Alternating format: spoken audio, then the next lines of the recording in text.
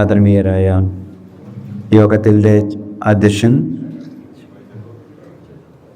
ഈ മഹത്തായ സംഗമത്തിന് നേതൃത്വമേൽക്കുന്ന കാസർഗോഡ് ജില്ലാ KMCCയുടെ കാര്യദർശിയുടെ പ്രിയപ്പെട്ട സലാം സാഹിബ്, ഈ മഹത്തായ ചടങ്ങിൻ്റെ ഔപചാരികമായ ഉദ്ഘാടന ക്രമം നിർവഹിച്ച പ്രിയങ്കരനായ ഇബ്രാഹിം സാഹിബ്, വേദിയിൽ സന്നിഹിതരായ ഈ സദസ്സിൻ്റെ ഏറ്റവും വലിയ സന്തോഷവും ഏറ്റവും വലിയ ഗുണപാഠവും ആ വലിയ മനുഷ്യൻ്റെ നന്മകൾ ജീവിതത്തിൽ അതേപടി പകർത്തി ഇന്ന് നമുക്കിടയിൽ വലിയ സ്നേഹത്തോടെ സജീവമായി ഇടപെടുന്ന അദ്ദേഹത്തിൻ്റെ പ്രിയപ്പെട്ട മക്കളുടെ സാന്നിധ്യമാണ്. ലത്തീഫ് സാഹിബും സൽമാൻ സാഹിബും അതുപോലെ ആദിൽ സാഹിബും ഒക്കെയുള്ള അവരുടെ ഒരു മക്കളുടെ ഒരു സാന്നിധ്യമാണ് ഈ സദസ്സിൻ്റെ ഏറ്റവും വലിയ ശ്രദ്ധ.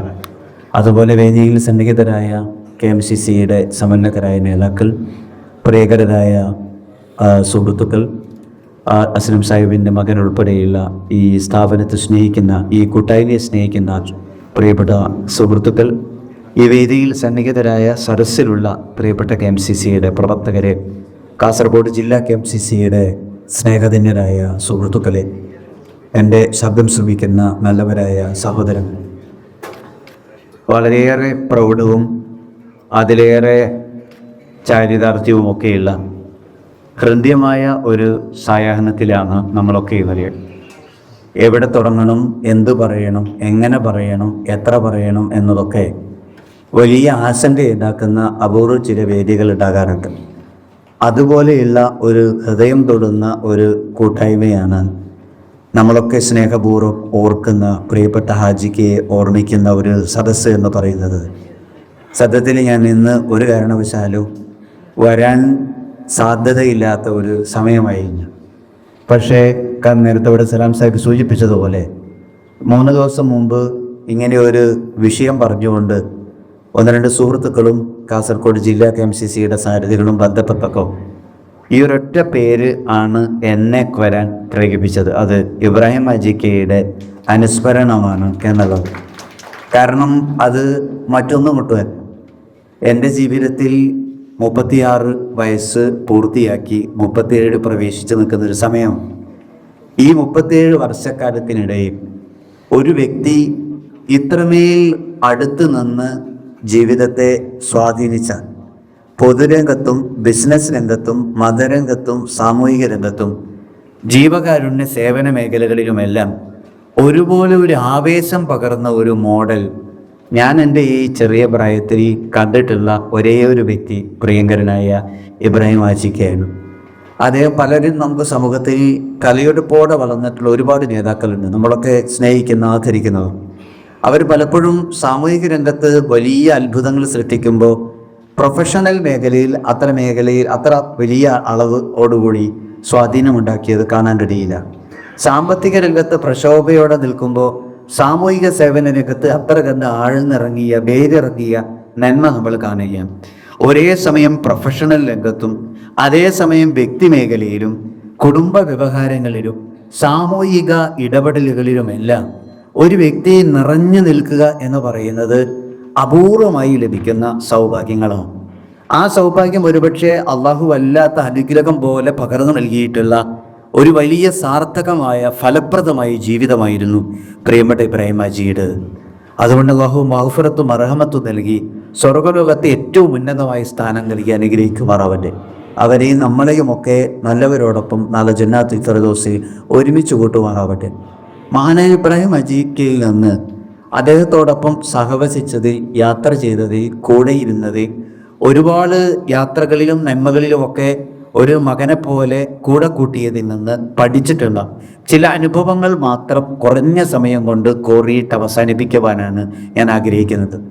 കാരണം നമ്മളെ സംബന്ധിച്ചിടത്തോളം നമുക്കറിയാം, നമ്മൾ കുറേ നേതാക്കളെ അടുത്തും ദൂരത്തും നിന്ന് കാണുന്നവരാണ്. പക്ഷെ പലപ്പോഴും നേതാക്കൾ നമ്മളിൽ നിന്ന് വിട പറഞ്ഞു കഴിഞ്ഞാൽ കുറച്ചു കാലമൊക്കെ നമ്മുടെ മനസ്സിൽ അതിൽ ഓർമ്മയായിട്ടൊക്കെ ഉണ്ടാവും. അതിനപ്പുറത്തേക്ക് നമ്മുടെ ജീവിതത്തെ ഇങ്ങനെ തൊടുന്ന രീതിയിൽ ഒരു ജീവിതം ഇങ്ങനെ ഒരു ഇതിഹാസമായി, ഒരു ഓർമ്മപ്പെടുത്തുന്ന ഒരു വലിയ ചരിത്ര പുസ്തകമായിട്ടൊക്കെ നിലനിൽക്കുക എന്ന് പറയുന്നത് അപൂർവങ്ങളിൽ അപൂർവമാണ്. ഇബ്രാഹിം ഹാജിക്കയെ സംബന്ധിച്ചിടത്തോളം കാലം കഴിഞ്ഞിട്ടും വർഷങ്ങൾ പിന്നിട്ടിട്ടും നമ്മളെ സംബന്ധിച്ചിടത്തോളം അതേ ആവേശത്തിൽ അദ്ദേഹത്തെ ഓർക്കാൻ കഴിയുന്നുണ്ടെങ്കിൽ ജീവിതം അങ്ങനെ ധന്യമായി ജീവിച്ചു തീർത്തു എന്നതിൻ്റെ ഏറ്റവും വലിയ നന്മയാണ്. ഒരു മനുഷ്യന്റെ ജീവിതത്തിൽ ഏറ്റവും വലിയ സുഹൃതം അതാണ്. സാധാരണ പറയാറുണ്ട്, life is A dash in between two digits. രണ്ട് അക്കങ്ങൾക്കിടയിലുള്ള ഒരു വരയാണ് നമ്മുടെ ജീവിതം. രണ്ടക്കങ്ങൾ എന്ന് പറഞ്ഞാൽ ആത്മകഥയിലെ പുസ്തകങ്ങൾ നോക്കിയാൽ, മീസാൻ കല്ലിലെ കുറിച്ചു വെച്ചിരിക്കുന്ന അക്ഷരങ്ങൾ നോക്കിയാൽ ഒക്കെ നമ്മൾക്ക് കാണുന്ന ഒരു 2 വർഷമുണ്ട്. ആ 2 വർഷങ്ങളിൽ ഒന്ന് നമ്മൾക്ക് എല്ലാവർക്കും ഉള്ളതാണ്. അത് ഈ ഭൂമിയിലേക്ക് വന്ന വർഷമാണ്. ഏത് കാലത്താണ് നിങ്ങളും ഞാനും ജീവിച്ചത്, ജനിച്ചത് എന്നുള്ളത് ആ വർഷം ഈ ഭൂമിയിലെ സകല മനുഷ്യർക്കും അള്ളാഹു കനിഞ്ഞൊരുക്കിയിട്ടുള്ളതാണ്. ആരൊക്കെ ഭൂമിയിൽ ജനിച്ചിട്ടുണ്ടോ അവർക്കൊക്കെ ആദ്യത്തെ അക്കമുണ്ട്.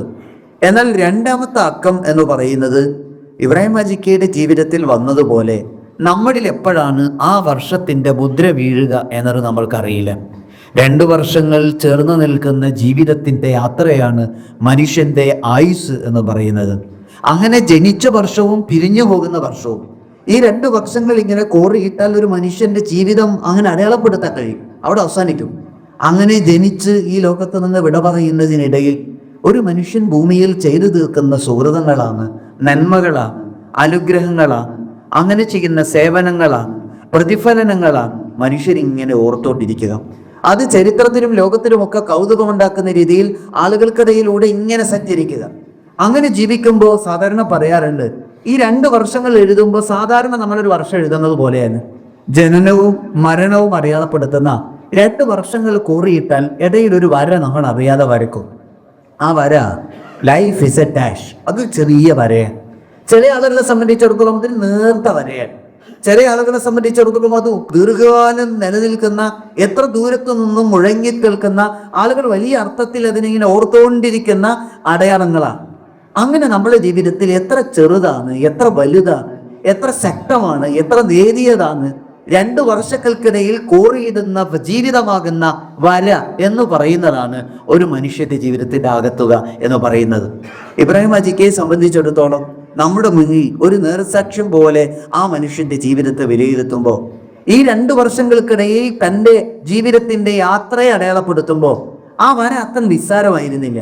ആ വര എല്ലാവർക്കും ഉൾക്കൊള്ളാൻ കഴിയുന്ന രീതിയിൽ, ഒരു വലിയ ഗുണപാഠം പകരുന്ന രീതിയിൽ നമുക്കിടയിൽ മാതൃകാപരമായി ജീവിച്ചു പോയതിൻ്റെ ഒരു നേത്രഭാഷ്യമാണ് ഒരുപക്ഷെ ഇത്ര സന്തോഷത്തോടെ ആ വലിയ മനുഷ്യനെ ഓർക്കാൻ നമ്മളെ പ്രേരിപ്പിക്കുന്നത്.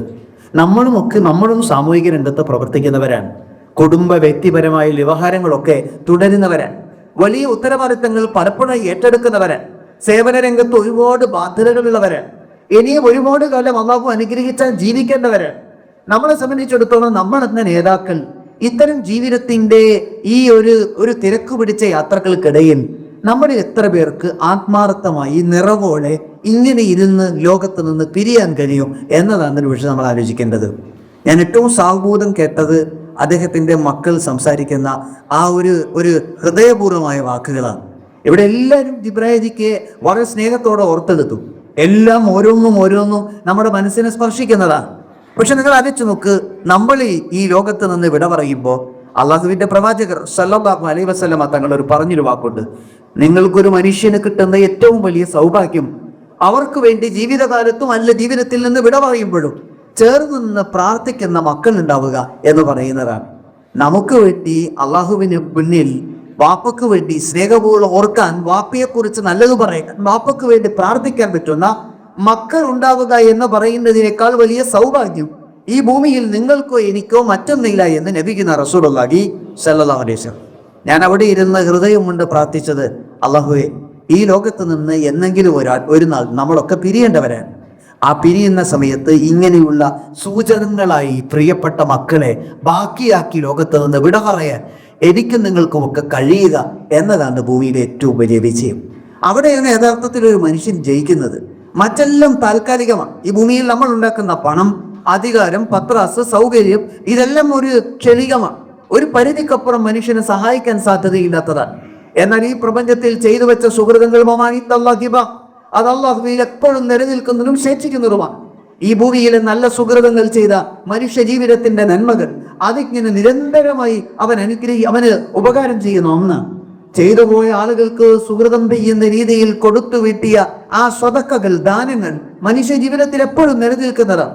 അതുപോലെ സുഹൃതമായി പരിശുദ്ധ പ്രവാചകൻ എണ്ണിയ മറ്റൊന്നാണ് തനിക്ക് വേണ്ടി പ്രാർത്ഥിക്കുന്ന, തന്റെ നന്മയെ ജീവിതത്തിൽ പകർത്തണമെന്ന് കൊതിക്കുന്ന മക്കളുണ്ടാവുക എന്ന് പറയുന്നത്. ഈ സുഹൃതങ്ങളൊക്കെ ഒരു മനുഷ്യന്റെ ജീവിതത്തിൽ വരിക എന്നതാണ് ഒരുപക്ഷെ വിശ്വാസിയുടെ ജീവിതത്തിൽ ഏറ്റവും വലിയ വിജയം. ഞാൻ 4 മൂല്യങ്ങളാണ് ഇവിടെ ഇങ്ങനെ ഇരുന്ന സമയത്ത് എങ്ങനെ ആ ജീവിതത്തെ ചുരുക്കി പുതിയ കാലത്ത് നേതൃരംഗത്തും പൊതുരംഗത്തും പ്രവർത്തിക്കുന്ന ആളുകൾ എന്ന നിലയിൽ നമുക്ക് ഈ സേവന ദീപ്തിയുള്ള ജീവിതത്തെ അടയാളപ്പെടുത്തുമ്പോൾ നമ്മളിലേക്ക് എങ്ങനെ ഒരു 4 മൂല്യങ്ങൾ ആ മനുഷ്യന്റെ ജീവിതത്തെ കോർത്തു വെച്ചുകൊണ്ട് പറഞ്ഞു ചുരുക്കാം എന്നതിനെ കുറിച്ചായിരുന്നു ഞാൻ ആലോചിച്ചത്. പ്രിയപ്പെട്ട ഇബ്രാഹിം ഹാജിയെ സംബന്ധിച്ചിടത്തോളം എനിക്ക് എളിയ ഒരു വായനയും ഒരുപക്ഷെ അദ്ദേഹത്തോട് അടുത്ത് നിന്ന് നിരീക്ഷിച്ചത്, അദ്ദേഹത്തെ പുറത്തു നിന്ന് വായിച്ചത്, ഇതുപോലെ പലരിൽ നിന്നും കേട്ടതിനും നേരിട്ട് അനുഭവിച്ചതിൽ നിന്നുമൊക്കെ ബോധ്യപ്പെട്ടിട്ടുള്ള 4 മൂല്യങ്ങൾ മാത്രമാണ് ഞാൻ പറയാൻ ആഗ്രഹിക്കുന്നത്. ഒന്ന്, ഒരുപക്ഷെ പുതിയ കാലത്ത് ഏറ്റവും അനിവാര്യമായ ശബ്ദമാണ്. ലീഡേഴ്സ് എന്ന നിലയിൽ, നേതാക്കൾ എന്ന നിലയിൽ കാസർഗോഡ് ജില്ലയിലെയും KMCCയുടെ വിവിധ ജില്ലകളിലെയും ഒക്കെ പല മേഖലകളിൽ വിഭിന്നങ്ങളായ വൈവിധ്യങ്ങളായ ഉത്തരവാദിത്തങ്ങളിൽ സേവനമനുഷ്ഠിക്കുന്നവരാണ് നിങ്ങൾ ഓരോരുത്തരും. അങ്ങനെ പ്രവർത്തിക്കുന്ന ആളുകളെ സംബന്ധിച്ചിടത്തോളം ഒരു നേതാവിന് ഏറ്റവും സജീവമായി നിലനിൽക്കേണ്ട ഒരു ക്വാളിറ്റി എന്ന് പറയുന്നത് പാഷൻ എന്ന് പറയുന്ന ഒന്നാണ്. ഇബ്രാഹിം ഹാജിയുടെ ജീവിതത്തിൽ നിങ്ങളത് കണ്ടുനോക്ക്. ആർക്കെങ്കിലും ആ മനുഷ്യൻ സജീവമല്ലാത്തൊരു ദിവസം നിങ്ങൾ കണ്ടിട്ടോ? ഏതെങ്കിലും ഒരു യോഗത്തിൽ വന്നിരുന്നാൽ തുടങ്ങി അവസാനിക്കുന്നത് വരെ ആ ഉണർച്ചയോടെ സജീവതയോടെ അദ്ദേഹം ഇരിക്കുന്ന മുഴു സമയവും ജാഗ്രവത്തായി ആ പ്രോഗ്രാമിന്റെ ഭാഗമാകുന്നത്. ഞാൻ പ്രസംഗിക്കുന്ന പല വേദികളിൽ നേരത്തെ ഇവിടെ സൂചിപ്പിച്ചതുപോലെ പല വേദികളിലും സംസാരിക്കുമ്പോൾ തുടങ്ങി അവസാനിക്കുന്നത് വരെ തലയിങ്ങനെ നിവർത്തിപ്പിടിച്ച് ആ വാക്കുകൾ കേൾക്കാൻ, കഴിഞ്ഞിട്ടതിനെ കുറിച്ച് അഭിപ്രായം പറയാൻ, വിലയിരുത്താൻ ഒരു പഠിതാവിനെ പോലെ ആ വലിയ മനുഷ്യന്റെ വിശാലമായ അനുഭവ പരിചയത്തിന്റെ ആഴത്തെയും ചെറിയ മനുഷ്യരെ പോലും കേൾക്കാനും അറിയാനും കാണിക്കുന്ന ആ വലിയ ജാഗ്രത നമ്മളൊക്കെ ഒരുപക്ഷെ കൗതുകത്തോടെ നോക്കിക്കാണുന്ന ഒന്നാണ്. ബിസിനസ് അത്രമേൽ പാഷനേറ്റ് ആയിട്ട് ചെയ്യുക, മതമേഖലയിലുള്ള സേവന പ്രവർത്തനങ്ങൾ അത്രമേൽ പാഷനേറ്റ് ആയിട്ട് ചെയ്യുക, ഓരോ സ്ഥാപനങ്ങൾ നടത്തുമ്പോഴും ആ സംവിധാനങ്ങൾ കൊണ്ടുപോകുമ്പോഴും എല്ലാം അതിന് ഓരോ മൈന്യൂട്ടായ മൈക്രോസ്കോപ്പിക്കായ വിഷയങ്ങൾ പോലും അന്വേഷിക്കാൻ, അറിയാൻ, പറയാൻ പരിശ്രമിക്കുക. അടുന്നിടപഴകുന്ന വ്യക്തികളുടെ എല്ലാം പേരുകൾ പോലും ഓർമ്മിച്ചെടുത്ത് പിന്നീട് ഒരിക്കൽ കണ്ടുമുട്ടുമ്പോൾ പേര് പറഞ്ഞു പോലും ആ മനുഷ്യൻ ഇങ്ങനെ കൗതുകപ്പെടുത്തുക. എല്ലാം പാഷനേറ്റായി ചെയ്യുക. അത് സേവനമാണെങ്കിലും കച്ചവടമാണെങ്കിലും, അത് പൊതുപ്രവർത്തനമാണെങ്കിലും മതപ്രവർത്തനമാണെങ്കിലും, എല്ലാത്തിനെയും പാഷനേറ്റായി പ്രവർത്തിക്കുക എന്ന് പറയുന്നത് എളുപ്പമല്ല. പറയുമ്പോൾ പാഷൻ എന്ന് പറഞ്ഞാൽ നമ്മൾ വിചാരിക്കുക അതൊക്കെ എളുപ്പമാണ്. സാധാരണ APJ കലാം പറഞ്ഞൊരു വാക്കുണ്ട്, loving what you do and doing what you love. ഇതാണ് യഥാർത്ഥത്തിൽ പാഷൻ. ചെയ്യുന്നതിനെ ഇഷ്ടപ്പെടുക, ഇഷ്ടപ്പെടുന്നതിനെ ചെയ്യുക. ആ ഇഷ്ടപ്പെടുന്നതൊക്കെ നിരന്തരം ചെയ്യാൻ ഒരു മനുഷ്യന് കഴിയുക. നമ്മൾ ചെയ്യുന്നതൊക്കെ ഇഷ്ടമുള്ള സംഗതി ആവണം. രണ്ടാമത്തോ, ചെയ്യുന്നത് ഇഷ്ടപ്പെടുക മാത്രമല്ല, ഇഷ്ടമുള്ളത് ചെയ്യുക മാത്രമല്ല, ആ രണ്ടിനെയും ഇങ്ങനെ ചേർത്ത് വെക്കാൻ ഒരാൾക്ക് കഴിയുക. Do what you love and love what you do. നിങ്ങൾ എന്ത് ചെയ്താലും അത് സന്തോഷത്തോടെ ചെയ്യണം. നിങ്ങൾ എന്ത് ചെയ്യണമെങ്കിലും അത് സന്തോഷമുള്ളത് ചെയ്യണം. ഈ 2 മൂല്യങ്ങൾ നിങ്ങൾ മനസ്സുകൊണ്ട് ആലോചിച്ച് നോക്കി. ഇത് നമ്മൾ ഇന്നത്തെ പുതിയ കാലത്തെ വർത്തമാന സാഹചര്യങ്ങൾ ഒരു ഉദാഹരണത്തിന് എടുത്തു നോക്കുക. നിങ്ങൾ കച്ചവടം ചെയ്യുന്ന ആൾക്കാരൊക്കെ പറയണത് വേറൊരു നിർവാഹം ഇല്ലാത്തതുകൊണ്ടാണ് ഇങ്ങനെ കഷ്ടപ്പെട്ട് ചെയ്യുന്നത്. രാവിലെ ജോലിക്ക് പോണ ജോലിക്കാരോട് ചോദിച്ചാൽ ജോലിയുടെ ദിവസം എന്ന് പറഞ്ഞൊരു സുഖമില്ല. പിന്നെ മാസത്തിൽ ശമ്പളം കിട്ടുമ്പോഴുള്ള സന്തോഷത്തിനാണ് പോണത്. അത് കിട്ടും, മുടങ്ങാതെ കിട്ടുമല്ലോ എന്നുള്ള നിലക്ക് ജോലി അങ്ങനെ പോകണം. ഇഷ്ടമുണ്ടായിട്ടൊന്നുമല്ല, താല്പര്യം ഉണ്ടായിട്ടൊന്നുമല്ല. മക്കളെ നോക്കുന്ന വാപ്പാരോട് ചോദിച്ചാൽ വാപ്പാരുടെ ഉമ്മാരുടെ ഏറ്റവും പ്രധാനപ്പെട്ട വാക്ക് ഇത് കൊണ്ടെടുക്കാനൊന്നും കഴിയില്ല, പക്ഷെ വേറെ നിർവാഹമില്ല, ഇനി എങ്ങനെയെങ്കിലുമൊക്കെ പഠിച്ചിട്ട് നന്നാക്കി എടുക്കണം എന്നുള്ളതാണ് ആഗ്രഹം. തിരിച്ചങ്ങോട്ടും ഇങ്ങോട്ടും കുട്ടികളെ പഠിപ്പിക്കുന്ന അധ്യാപകരോട് ചോദിച്ചാൽ പണ്ടത്തെ കുട്ടികളെ കൊല്ലുന്നല്ല ഇപ്പോഴത്തെ കുട്ടികൾ. ഒരുത്തനും ഗുണമില്ല, ഒരുത്തനും നന്മയില്ല, ഒരുത്തനും അച്ചടക്കമില്ല. പക്ഷെ ഇവരെ പഠിപ്പിക്കാതിരുന്ന വലിയ പ്രശ്നമാണ്. അതുകൊണ്ട് തൽക്കാലം അങ്ങനെ പഠിപ്പിക്കാനും കുട്ടികളുടെ കാര്യത്തിൽ കുട്ടികളെ നോക്കുന്നതിൽ അധ്യാപകർക്ക് വലിയ പാഷനൊന്നുമില്ല. കുട്ടികളെ കേൾക്കുന്നതിൽ കുട്ടികൾക്ക് അപ്പനെയും അധ്യാപകരെ കേൾക്കുന്നതിൽ തീരെ പാഷൻ ഇല്ല. അന്യോന്യം പാഷൻ ഇല്ലാത്തൊരു കാലത്താണ് നമ്മൾ ജീവിക്കുന്നത്. ഏത് കാര്യത്തിലാണ് നമുക്ക് വലിയ ആവേശമുള്ളത്? ഭക്ഷണം വെക്കാതെ. നമ്മൾ ആലോചിച്ചാൽ മടുക്കാത്ത ഒരു പ്രവൃത്തിയുടെ ഭക്ഷണം മാത്രമേ ഉള്ളൂ. ബാക്കിയൊക്കെ മടുപ്പാണ്. ബാക്കിയൊക്കെ നമ്മളെ സംബന്ധിച്ചിടത്തോളം ഇഷ്ടമില്ല. നമുക്കാകെ ഏത് സമയത്ത് ചെയ്താലും എപ്പോൾ ചെയ്താലും മനസ്സുകൊണ്ട് ഇഷ്ടത്തോടെ ആവർത്തിച്ച് ചെയ്യുന്ന ഒന്ന്, ഈ പാഷനേറ്റ് ആയിട്ട് ചെയ്യുന്ന ഒന്ന് ഭക്ഷണമാണ്. ബാക്കി എല്ലാത്തിനും മനുഷ്യന് അലസതയും ആ അർത്ഥത്തിലുള്ള വിരസതയും അതുപോലെയുള്ള മടുപ്പും അതുപോലെയുള്ള താല്പര്യക്കുറവും എല്ലാം ഹൃദയത്തിനും പ്രവൃത്തിയിലൊക്കെ വരുന്നൊരു കാലത്താണ് നമ്മൾ ജീവിക്കുന്നത്. ഒരു നേതാവ് എന്ന നിലയിൽ നമുക്ക് നമ്മുടെ ജീവിതത്തിന്റെ ഓരോ മൂല്യങ്ങളെയും ഓരോ നന്മകളെയും ഹൃദയത്തിൽ തൊട്ടുകൊണ്ട് പാഷനേറ്റ് ആയി പ്രവർത്തിക്കാൻ കഴിയുക എന്നതാണ് ഏറ്റവും പ്രധാനം. ഇബ്രാഹിം ഹാജിക്കയുടെ ചില ഒരു അമൂർത്തമായ ചില ജീവിത സാഹചര്യങ്ങളിലുള്ള അനുഭവങ്ങൾ നിങ്ങൾ ആലോചിച്ച് നോക്കണം. ഒരു മനുഷ്യൻ വൈവിധ്യമായ പ്രവർത്തനങ്ങൾ കൊണ്ട് സമൂഹത്തിൽ ഇങ്ങനെ നിറഞ്ഞു നിൽക്കുമ്പോഴും ഇടപെടുന്ന ഓരോ മേഖലയെയും അത്രമേൽ ഞാനാണോ ഏറ്റവും പ്രധാനം, ഈ സംഘടനയാണോ അദ്ദേഹത്തിന് ഏറ്റവും ഇഷ്ടം, ഈ സ്ഥാപനമാണ് അദ്ദേഹത്തിന് ഏറ്റവും താല്പര്യം എന്ന് ആർക്കും തോന്നും. ഞാൻ കേട്ടിട്ടുണ്ട് പലരും അദ്ദേഹം ഇബ്രാഹിം ഹാജിക്ക് ഞങ്ങളുടെ സ്ഥാപനത്തോട് ഭയങ്കര ഇഷ്ടമായിരുന്നു, ഇബ്രാഹിം ഹാജിക്കോട് ഈ സംഘടനയോട് വലിയ താല്പര്യമായിരുന്നു, ഇബ്രാഹിം ഹാജിക്കോട് ഞങ്ങളുടെ നാട്ടുകാരോട് ഭയങ്കര ഇഷ്ടമായിരുന്നു.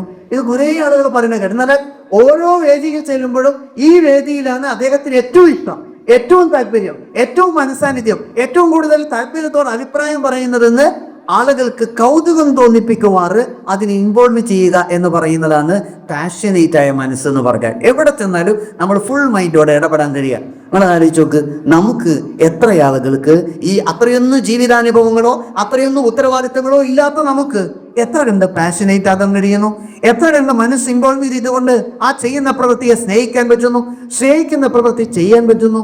ഈ രണ്ട് തലങ്ങളും എടുത്തു നോക്കിയാൽ നേതൃത്വം പലപ്പോഴും പരാജയപ്പെടുന്നത് ഈ പറയപ്പെടുന്ന പാഷനെ ലളിതൃത്വം നടത്താം. ഇബ്രാഹിം ഹാജിക്ക് എന്ന ഒരു മനുഷ്യനെ, ഒരു നേതാവിനെ ഹൃദയത്തിൽ തൊട്ട് സ്നേഹത്തോടെ ഓർമ്മിച്ചെടുക്കുമ്പോൾ നമ്മുടെ സാമൂഹ്യ പ്രവർത്തനത്തിന്റെ അനുഭവങ്ങളിലേക്ക് നമുക്ക് കൂട്ടിക്കൊണ്ടുവരാൻ കഴിയുന്ന, നമുക്ക് ജീവിതത്തിലേക്ക് പകർത്താൻ കഴിയുന്ന ഒരു വലിയ മൂല്യം സംശയലേശം എന്നേ പറയാൻ പറ്റും.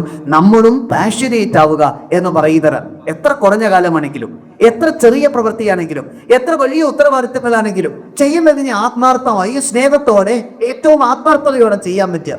ജീവിതത്തെ അങ്ങനെ കാണാൻ കഴിയുന്ന ആളുകൾക്ക് എല്ലാം കൗതുകമാണ്. ഒരിക്കലും നിരാശപ്പെടേണ്ടി വരില്ല. ഒരു പ്രയാസത്തെയും അവർക്ക് പ്രയാസമായി തോന്നില്ല, ഒരു പ്രതിസന്ധിയും അവർക്ക് പ്രതിസന്ധിയായി തോന്നില്ല, ഒരു വിഷമത്തെയും ഒരു വേദനയെയും അവരെ സംബന്ധിച്ചിടത്തോളം അത്ര വലിയ വേദനയായി കാണില്ല. അങ്ങനെ ജീവിതത്തിന്റെ നിഖിലതലങ്ങളെയും കാണുന്ന, സമീപിക്കുന്ന, നോക്കുന്ന, വിലയിരുത്തുന്ന മനുഷ്യന്റെ രീതി അങ്ങനെ ഒരു പാഷനേറ്റ് ആയ സമീപന രീതിയിലേക്ക് വരാൻ പറ്റുമോ എന്ന് പറയുന്നതാണ് ഒരുപക്ഷെ നമ്മൾ ആലോചിക്കേണ്ടത് ഒന്നാമത്തെ തരം. അങ്ങനെ ചിന്തിക്കുമ്പോൾ സ്വാഭാവികമായി നമ്മുടെ ഉള്ളിൽ പ്രവർത്തിക്കുന്ന ഒരു ബോധ്യമുണ്ട്, അങ്ങനെ നമുക്ക് എല്ലാത്തിനോടും പാഷനേറ്റ് ആകാൻ കഴിയുമോ? അള്ളാഹുവിന്റെ പ്രവാചകർ സല്ലല്ലാഹു അലൈഹി വസല്ലം തങ്ങൾ പറയുന്നൊരു വാക്കുണ്ട്, നിങ്ങൾ ഈ ഭൂമിയിൽ ചെയ്യുന്ന എല്ലാ പ്രവർത്തനങ്ങളെയും ഒരു വിശ്വാസിയെ സംബന്ധിച്ചിടത്തോളം അനിവാര്യമായി നിലനിർത്തേണ്ടുന്ന ഒരു സ്വഭാവമുണ്ട്, സുഹൃതമുണ്ട്, മൂല്യമുണ്ട്, ശീലമുണ്ട്. നബി തങ്ങൾ അതിനെ വിശദീകരിച്ചത് ഇഹ്സാൻ എന്ന പദം കൊണ്ടാണ്. ഇഹ്സാൻ എന്ന് പറഞ്ഞാൽ എല്ലാത്തിനെയും ഏറ്റവും നല്ല രീതിയിൽ ചെയ്യുക, എല്ലാ പ്രവർത്തനങ്ങളും മനസ്സിൽ ഏറ്റവും നന്മയുണ്ടാക്കുന്ന രീതിയിൽ ചെയ്യുക. എന്നാണ് പ്രവാചകർ പറഞ്ഞു, നിങ്ങളൊരു ഉരുവിനെ കഴുത്തിൽ അറക്കുക, നിങ്ങളൊരു കോഴിയെ അറക്കുക, നിങ്ങളൊരു ജീവിയെ അറക്കുക, അങ്ങനെ നിങ്ങളൊരു അറവിന്റെ പ്രവൃത്തി ചെയ്യുകയാണെങ്കിൽ പോലും നിങ്ങൾ ആ കത്തിയെ നന്നായി മൂർച്ച കൂട്ടി ആ ചെയ്യുന്ന പണിയെ ഏറ്റവും സ്നേഹത്തോടെ, ഏറ്റവും മികവോടെ, ഏറ്റവും നന്മയോടെ, ഏറ്റവും വേഗത്തിൽ, അതിനൊരു വേദനയുണ്ടാക്കാത്ത രീതിയിൽ, അല്ലെങ്കിൽ ദീർഘമായ വേദന കൊണ്ട് പ്രയാസപ്പെടുത്താത്ത രീതിയിൽ ഏറ്റവും ഭംഗിയായി ചെയ്യണം. ഒരു നിസ്സാരമായ പ്രവൃത്തി, ഏറ്റവും ചെറിയൊരു പ്രവൃത്തി, ഏറ്റവും ചെറിയ ഒരു മനുഷ്യന് തിടുക്കമുള്ളൊരു പ്രവൃത്തി, അത് ചെയ്യുന്നിടത്ത് പോലും നിങ്ങൾ നിങ്ങളുടെ പ്രവൃത്തിയെ നന്നാക്കുക, ആരാധനകളെ നന്നാക്കുക, ആവേശത്തോടെ നിർവഹിക്കുക, മനുഷ്യരോടുള്ള സുഹൃതത്തെ നന്നാക്കുക, ആവേശത്തോടെ നിർവഹിക്കുക, അന്യോന്യമുള്ള ബന്ധത്തെ നന്നാക്കുക, അത് ഏറ്റവും ആവേശത്തോടെ നിലനിർത്തുക. മക്കൾക്ക് മാതാപിതാക്കളോട്, മാതാപിതാക്കൾക്ക് മക്കളോട്, നേതാക്കൾക്ക് അനുയായികളോട്, അനുയായികൾക്ക് നേതാക്കളോട്, അങ്ങനെ തുടങ്ങി സമൂഹത്തിലെ സർവ്വ മേഖലകളിലുമുള്ള മനുഷ്യരോടെല്ലാം ഈ നന്മയെ നിരന്തരം നിലനിർത്തി ആ പാഷനേറ്റായ സ്നേഹപൂർവമായ മൂല്യത്തോടെ നമുക്ക് ആളുകളോട് സംവദിക്കാൻ കഴിയുക, ജീവിതത്തിൽ പകർത്താൻ കഴിയുക എന്നതാണ് ഏറ്റവും പ്രധാനം. രണ്ടാമത്തെ ഏറ്റവും പ്രധാനപ്പെട്ട മൂല്യം, ഞാൻ ഈ PA ഇബ്രാഹിം ഹാജി എന്ന് പറയുന്ന 4 അക്ഷരങ്ങളാണല്ലോ നമുക്ക് ഓർമ്മ വരിക. ഒന്ന് P, മറ്റൊന്ന് A, മൂന്നാമത്തത് ഇബ്രാഹിം എന്ന് പറയുന്ന I, പിന്നെ അവസാനത്തത് ഹാജി എന്ന് പറയുന്ന H. ഈ 4 അക്ഷരങ്ങൾ ഒരുപക്ഷെ അദ്ദേഹത്തിന്റെ ജീവിതത്തെ അടയാളപ്പെടുത്തുന്ന അക്ഷരങ്ങളാണ്. ഞാനതിന്റെ കുടുംബ പേരൊന്നുമല്ല പറയേണ്ടത്. ഒരു സാമൂഹിക വിദ്യാർത്ഥി എന്ന നിലയിൽ അദ്ദേഹത്തിന്റെ ജീവിതത്തിൽ നിരീക്ഷിച്ചിട്ടുള്ള 4 മൂല്യങ്ങളാണ്. അങ്ങനെയെങ്കിൽ ഈ 4 അക്ഷരങ്ങളെ ഒരുപക്ഷെ ചേർത്ത് വെക്കാൻ പറ്റിയ 4 ലീഡർഷിപ്പ് മൂല്യങ്ങളിൽ ഒന്ന് ആ P എന്ന് ഓർമ്മിക്കുന്ന സമയത്ത് ഏറ്റവും വേഗത്തിൽ ഓർക്കാൻ പറ്റുന്ന സാധനമാണ് പാഷനേറ്റ് ആയ ഒരു ഇബ്രാഹിം ഹാജിയെ കുറിച്ച്. എപ്പോഴും എപ്പോഴും പാഷനേറ്റായി എപ്പോഴും ആവേശത്തോടെ കാര്യങ്ങളെ കാണുന്ന, വിലയിരുത്തുന്ന, ചിന്തിക്കുന്ന ഒരാളെ കുറിച്ച് എനിക്ക് എപ്പോഴും ഓർക്കുന്നൊരു ഒരിക്കലും മറക്കാത്തൊരു അനുഭവമുണ്ട്. അദ്ദേഹം 2019 മലേഷ്യയിൽ വെച്ച് ഒരു കോൺഫറൻസ് നടത്തിയിരുന്നു. സൈൻ എന്ന് പറയുന്ന മനുപർലക്ഷ്യാപ്തമാണ് ഞങ്ങളൊക്കെ നേതൃത്വം നൽകുന്ന സംഘടനയുടെ അതിന്റെ വൈസ് ചെയർമാനായിരുന്നു ദീർഘകാലം പ്രിയപ്പെട്ട ഇബ്രാഹിം. അപ്പൊ അതിന്റെ ഒരു പ്രോഗ്രാം നടക്കുമ്പോൾ അദ്ദേഹമാണ് ആ പ്രോഗ്രാമിന്റെ ഉദ്ഘാടകൻ. അപ്പൊ ഞങ്ങളുടെ എല്ലാ പ്രവർത്തകരും വയനാട്ടിൽ നിന്നുള്ള, അതുപോലെ കോഴിക്കോട്ട് നിന്നുള്ള, മലപ്പുറത്തു നിന്നുള്ള തങ്ങളുടെ നേതൃത്വത്തിൽ 75ഓളം ആളുകൾ ഗൾഫിൽ നിന്ന് നാട്ടിൽ നിന്നൊക്കെയുള്ള മുഴുവൻ അംഗങ്ങളും നേതാക്കളും ഒക്കെ കൂടി മലേഷ്യയിലെ ഇന്റർനാഷണൽ ഇസ്ലാമിക് യൂണിവേഴ്സിറ്റിയിലേക്ക് യാത്ര പോയി. അങ്ങനെ യാത്ര പോകുന്ന സമയത്ത് അദ്ദേഹം ഇവിടെ നിന്നാണ് വരുന്നത്, ബാംഗ്ലൂർ വഴിയാണ് വരുന്നത്. അത് യാത്രാ സൗകര്യത്തിന് വേണ്ടി ദുബൈയിൽ നിന്ന് ബാംഗ്ലൂർ വന്നു, ബാംഗ്ലൂരിൽ നിന്ന് മലേഷ്യയിലേക്ക് വരികയാണ്. അപ്പോൾ ഞങ്ങളൊക്കെ മലേഷ്യയിലെത്തി. അദ്ദേഹത്തെ വിളിച്ചപ്പോൾ പറഞ്ഞു എല്ലാ ഫ്ലൈറ്റൊക്കെ കറക്റ്റാണ്, റെഡിയാണ്, ഒരു കുഴപ്പമില്ല. പക്ഷേ ഞാൻ നേരിട്ട് ഇന്ത്യയിലേക്ക് വന്നിട്ട് ബാംഗ്ലൂരിൽ നിന്നാണ് അവിടെ നിന്ന് റെസ്റ്റ് എടുത്തിട്ട് അവിടെ നിന്ന് വരികയാണെന്ന് പറഞ്ഞു. അങ്ങനെ ഞങ്ങളൊക്കെ പ്രതീക്ഷയിൽ നിൽക്കുമ്പോൾ വൈകുന്നേരമാണ് അദ്ദേഹം എത്തേണ്ടത്. പിറ്റേത് രാവിലെയാണ് ഇസ്ലാമിക് യൂണിവേഴ്സിറ്റിയിലെ പ്രോഗ്രാം. ഒരു വൈകുന്നേരമായി ഉച്ച കഴിഞ്ഞ സമയത്ത് എനിക്ക് വാട്സപ്പിൽ മെസ്സേജ് വന്നു. ആ വാട്സപ്പ് മെസ്സേജ് കേട്ട് നോക്കുമ്പോൾ ഭയങ്കര നിരാശ ഉണ്ടാക്കുന്ന മെസ്സേജാണ്. ഒന്നുമില്ല, അദ്ദേഹം എയർപോർട്ടിൽ നിന്ന് റിജക്റ്റായി. അദ്ദേഹത്തിന് യാത്ര ചെയ്യാൻ കഴിയില്ല. കാരണം എയർപോർട്ടിൽ നിന്ന് ഏതോ ഒരു വിസയുടെ കൺഫ്യൂഷൻ വന്നിട്ട് അദ്ദേഹത്തിന്റെ അവിടെ മലേഷ്യയിലേക്കുള്ള വിസയുടെ എന്തോ ഒരു അപ്പുറം ഒരു ഓൺ അറൈവലൊക്കെ കിട്ടേണ്ട എന്തോ ഒരു കൺഫ്യൂഷൻ വന്നപ്പോൾ അദ്ദേഹത്തിന് യാത്ര ചെയ്യാൻ പ്രയാസമാണ്. അദ്ദേഹത്തിന് US വിസ വെച്ചിട്ടൊക്കെ യാത്ര ചെയ്യാൻ പറ്റുന്ന സാഹചര്യം ഉണ്ടായിട്ടും എമിഗ്രേഷൻ എന്ന് പറഞ്ഞു നിങ്ങൾക്ക് യാത്ര ചെയ്യാൻ കഴിയില്ല എന്ന് പറഞ്ഞു. അങ്ങനെയൊക്കെ യാത്ര ചെയ്യാൻ കഴിയില്ലെന്ന് പറഞ്ഞാൽ അദ്ദേഹത്തിന്റെ സ്വതസിദ്ധമായ ശൈലിയിൽ കംപ്ലീറ്റ് യാത്ര ചെയ്യാൻ അദ്ദേഹം എലിജിബിൾ ആണെന്ന് അദ്ദേഹം പ്രൂവ് ചെയ്യാൻ ശ്രമിച്ചു. അപ്പോൾ പ്രൂവ് ചെയ്യാൻ ശ്രമിച്ചപ്പോൾ ഇമിഗ്രേഷൻ ഓഫീസർ അത്ര കേൾക്കാനൊന്നും താല്പര്യം കാണിച്ചില്ല. അദ്ദേഹത്തിന്റെ മുതിർന്ന ഓഫീസറെ പോയി കാണാൻ പറഞ്ഞു. അങ്ങനെ അദ്ദേഹം മുതിർന്ന ഓഫീസറെ പോയി കണ്ടു. അത് എന്നിട്ട് കണ്ടപ്പോൾ ഇത് കുറച്ചു നേരം വെയിറ്റ് ചെയ്യാൻ പറഞ്ഞു. അപ്പം അദ്ദേഹം ഞങ്ങൾക്ക് എന്തില്ല, കാരണം അദ്ദേഹത്തിന്റെ ഒറ്റയ്ക്ക് യാത്ര ചെയ്യുന്നു, ക്ഷീണം പിടിക്കാൻ സാധ്യതയുണ്ട്, ഇനിയും ദീർഘമായി യാത്ര ചെയ്യാൻ സാധ്യത. അദ്ദേഹത്തെ പോലൊരു വലിയ മനുഷ്യനെ നിർബന്ധിപ്പിച്ച് നിങ്ങൾ വരണമെന്ന് പറയാൻ മനസ്സനുവദിക്കുന്നില്ല. ഞങ്ങൾ അവിടെ കൂടി ആലോചിച്ചപ്പോൾ തങ്ങളൊക്കെ പറഞ്ഞു വല്ലാതെ ബുദ്ധിമുട്ടാണ്, നിർബന്ധിക്കേണ്ട, അദ്ദേഹം തിരിച്ചു പോയിക്കോട്ടെ, നമ്മൾ അങ്ങനെ റിസ്ക് എടുപ്പിക്കട്ട എന്ന് പറഞ്ഞു. അപ്പോൾ അദ്ദേഹം ഞാൻ ഒരു പേടിയോട് തിരിച്ചു വിളിച്ചിട്ട് ചോദിച്ചു ഇങ്ങനെയാണുള്ളത്, നിങ്ങൾക്ക് വലിയ ബുദ്ധിമുട്ടാണെങ്കിൽ അജിക്കങ്ങൾ ബുദ്ധിമുട്ടണ്ട എന്ന് പറഞ്ഞു. അദ്ദേഹനോട് പറഞ്ഞു ഞാൻ മലേഷ്യയിൽ എത്തിയിരിക്കും, ഞാൻ അവിടെ വന്നിരിക്കും, അതെങ്ങനെയാണെന്നുള്ളത് അള്ളാഹു അതിനുള്ള വഴി കാണും, നിങ്ങൾ വേറുന്നാൽ മതി എന്ന് പറഞ്ഞു. അങ്ങനെ അവസാനം ഇദ്ദേഹത്തിന് പറഞ്ഞു. എന്നിട്ട് അവിടെ എത്തിയതിനു ശേഷം ഉദ്ഘാടനത്തിന്റെ സമയത്ത് അദ്ദേഹം കഥ പറഞ്ഞു. പ്രസംഗം തുടങ്ങിയത് ഇങ്ങനെയാണ്: ഞാൻ മലേഷ്യയിലേക്ക് വന്നത് എൻ്റെ ഒരു ഹിമ്മത്തിന്റെ കരുത്തിലാണ്. ഞാൻ പടച്ചനോട് പറഞ്ഞു ഇത് വഴി എളുപ്പമാക്കാൻ, ഞാൻ വരണമെന്ന് തീരുമാനിച്ചു. അവർ വരാൻ പറ്റില്ല എന്ന് പറഞ്ഞു. അവസാനം ഈ ഓഫീസർ പറഞ്ഞു എനിക്ക് റിസ്ക് ആണ്, അങ്ങനെ കയറ്റി വിട്ടാൽ പ്രശ്നമാണ്, എയർലൈൻസിൽ പ്രശ്നം ഉണ്ടാവും, അങ്ങനെ ഉണ്ടാവും, കുറേ കൺഫ്യൂഷൻസ് വന്നു. അദ്ദേഹത്തോട് ഇബ്രാഹിജിക്ക് ചോദിച്ചു നിങ്ങൾക്ക് എത്ര ശമ്പളം? അപ്പോൾ അദ്ദേഹത്തിന്റെ ശമ്പളം പറഞ്ഞു പണി പോയാൽ നിങ്ങൾ ധൈര്യമായിട്ട് എന്നെ വിളിച്ചോ, കാർഡ് കൊടുത്തിട്ടൊരു പണി ഞാൻ തരും, ഇതിനൊക്കെ പെൻഷനും ശമ്പളവും കൂടെ പറ്റുന്ന പണി ഞങ്ങൾക്ക് തരും, നിങ്ങൾ ഒരു ടെൻഷൻ അടിക്കേണ്ട, ഇതാണ് എൻ്റെ കാർഡ് തന്നെ കൊടുത്തിട്ട് പറഞ്ഞു. ആ വർത്താനത്തിൽ അയാൾ വീണു. അപ്പോൾ അയാൾ റീലിപ്പുറം എന്താ വേണ്ടത്, എൻ്റെ പണി പോകുന്നതാണ് അയാൾ പറഞ്ഞു. നിങ്ങൾ പണി പോയാൽ എന്നെ വിളിച്ചാൽ ഞങ്ങൾക്ക് പണി തരും, ഇപ്പൊ കിട്ടുന്നതിനെക്കാളും നല്ല ഡീസൻ്റ് ഉള്ള ശമ്പളം ഞാൻ തരും. ഇത് കൊടുത്തിട്ട് കാർഡ് കൊടുത്തിട്ട് അദ്ദേഹം അത് പറഞ്ഞ ഉടനെ അദ്ദേഹത്തിന്റെ റിസ്കിൽ യാത്ര ചെയ്തു. ആ ടെക്നിക്കൽ ഒരു കൺഫ്യൂഷൻ എനിക്കൊന്ന് എത്രയോ മാസത്തിന്റെ കുറവ് എന്തോന്നും കൃത്യമാകുന്നില്ല. പക്ഷെ അദ്ദേഹം പറഞ്ഞു, എന്നിട്ട് അദ്ദേഹം നേരത്തെ ഇവിടെ സൽമാൻ സാഹിബ് സൂചിപ്പിച്ച പ്രസംഗത്തിൽ പറഞ്ഞു നമ്മൾക്ക് അള്ളാഹു ഒരു വഴി കാണിക്കുമെന്ന് ഉറപ്പുണ്ടെങ്കിൽ ഈ ഭൂമിയിലുള്ള എല്ലാ തടസ്സങ്ങളും നമ്മുടെ മുന്നിലൊരു തടസ്സമല്ല. നമ്മൾ മനസ്സുകൊണ്ട് ഏറ്റവും ആത്മാർത്ഥമായി വേണ്ട സാധനത്തെ ആവേശത്തോടെ ഓർമ്മിക്കണം. ഇപ്പോഴുമായി ആ പരിപാടിയിൽ പങ്കെടുത്ത അബ്ദുൽ അസീസ് ബർഗോഷ് എന്ന് പറയുന്ന ഇന്റർനാഷണൽ ഇസ്ലാമിക് യൂണിവേഴ്സിറ്റിയുടെ വലിയ സീനിയർ പ്രൊഫസർ ഉണ്ട്, ദാവൂദ് സാഹിബിനെ പോലെയുള്ള. ഇടക്കിടക്ക് വാട്സപ്പിൽ വിളിക്കുന്ന സമയത്ത് അദ്ദേഹം ഇബ്രാഹിം ഹാജിക്ക് വിട പറയുന്നതിന് വരെ വിളിക്കുന്ന സമയത്ത് പലപ്പോഴും ഹാജി സാബ് കൈസെ ചോദിക്കും, അല്ലെങ്കിൽ ഹാജി സാബ് ഹൗ ഈസി എന്ന് ചോദിക്കുന്ന ഭയങ്കരമായ ഒരു ഹൃദയത്തോടെ ചോദിക്കുമായിരുന്നു. കാരണം ആ 2 ദിവസം അവിടെ അങ്ങനെ നിറഞ്ഞു നിന്ന് ഒരു കേരളത്തിൽ നിന്ന് പോയ ഒരു നേതാവ്, ഇത്ര പ്രായം ചെന്ന ഒരു നേതാവ്, ഇത്ര ഒരു പഠന മനസ്സോടുകൂടി അവിടെ ഇങ്ങനെ നിറഞ്ഞു നിൽക്കുന്ന അദ്ദേഹത്തിന്റെ കുടുംബത്തിലുള്ള ആരും അന്ന് അവിടെ പഠിക്കുകയും ചെയ്യുന്നുണ്ടായിരുന്നു. അങ്ങനെ ആ കുട്ടികളെയൊക്കെ കണ്ട് അങ്ങനെ ഒരു വല്ലാത്ത ഒരു മാനസിക ദീപ്തിയോടെ ഒരുപക്ഷെ അതിന് നേതൃത്വം നൽകുന്നത്, അല്ലെങ്കിൽ നയിക്കുന്നത്, ഇടപെടുന്നത് നേരിൽ കണ്ട. അങ്ങനെ ഓരോ ജീവിതത്തിൽ ഓരോ ഇവിടെ കൂടിയിരിക്കുന്നവർക്കെല്ലാം ഇതുപോലെ വ്യത്യസ്തമായ അനുഭവം ഉണ്ടാവും. എന്തുകൊണ്ട് ഇത് സാധിക്കുന്നു എന്ന് ചോദിച്ചാൽ പ്രായമല്ല പ്രശ്നം, നിങ്ങളുടെ കാഴ്ചപ്പാടല്ല പ്രശ്നം, നിങ്ങളുടെ ഏറ്റവും ആത്മാർത്ഥമായ ചെയ്യുന്ന പ്രവർത്തികളിൽ അത് പാഷനേറ്റായി ആവേശത്തോടെ അവസാനം വരെ ചെയ്യാൻ കഴിയുക എന്ന് പറയുന്നതാണ് ഏറ്റവും പ്രധാനം. 2, ഒരുപക്ഷെ PA എന്നത് ഏതെങ്കിലും ഒരു പദത്തോട് ചേർത്ത് വെക്കാൻ നീതി പുലർത്താൻ പറ്റുമെങ്കിൽ ഞാൻ ഉറച്ചു പറയും അത് ആക്ഷൻ എന്ന് പറയുന്ന പദത്തോടാണ്. അവസാനം വരെ പ്രവർത്തിച്ചുകൊണ്ടിരിക്കുക. നിങ്ങൾ ആ മനുഷ്യർ എത്ര കാസർഗോട്ടുകാരാണെന്ന് പറഞ്ഞിട്ട് കാര്യമൊന്നുമില്ല. നിങ്ങൾ എത്രത്തോളം അദ്ദേഹത്തിന് ആഴത്തിൽ അന്വേഷിച്ചിട്ടുണ്ടെന്ന് എനിക്കറിയില്ല.